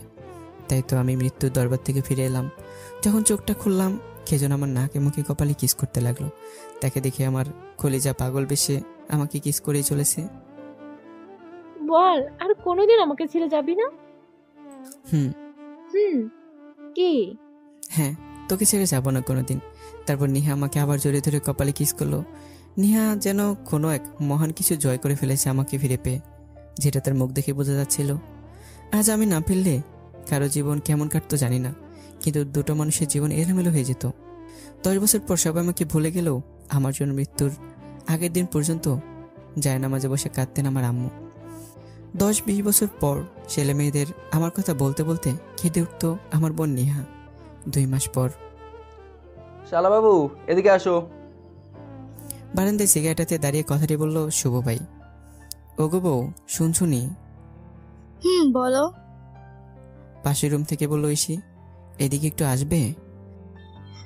বলো, কি হয়েছে? আমি তোমার কি হই? জামাই। সেও না যে আমি তোমার ভাইয়ের কি হই? বোন জামাই, দুলা ভাই, জেঠু। তাহলে উনি আমাকে শালাবাবু বলেন কেন? আমি এর বাড়িতে থাকবো না। থুকু, এটা তো আমারই বাড়ি, আমি আর ওনার বাড়িতে যাবো না। সত্যিই তো ভাই, তুই শালা বাবু ডাকছিলি কেন তোর দুলা ভাইকে? শালাকে শালা ডাকবো না তো কি ডাকবো? দ্বিতীয়বার বলবি তো তোর জিভ ছেড়ে ফেলবো। তোর ভাবিকে তুই সামাল দিস। নিজের বউকে নিজে সামাল দিবে, আমার বউ দিবে কেন? ক্ষমা করে দে বোন, আজ থেকে নিহানকে দুলাভাই বলেই ডাকমু। ওকে, মনে থাকে যেন। বলে এসে চলে গেল।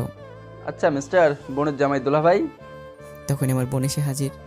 বোন, দেখেছিস তোর জামাই কত ক্ষিপ্টে? কি করছেন তিনি? ঈদের সময় যাতে সালামি না দেন সেজন্য আমাকে দুলাভাই ডাকতেছে।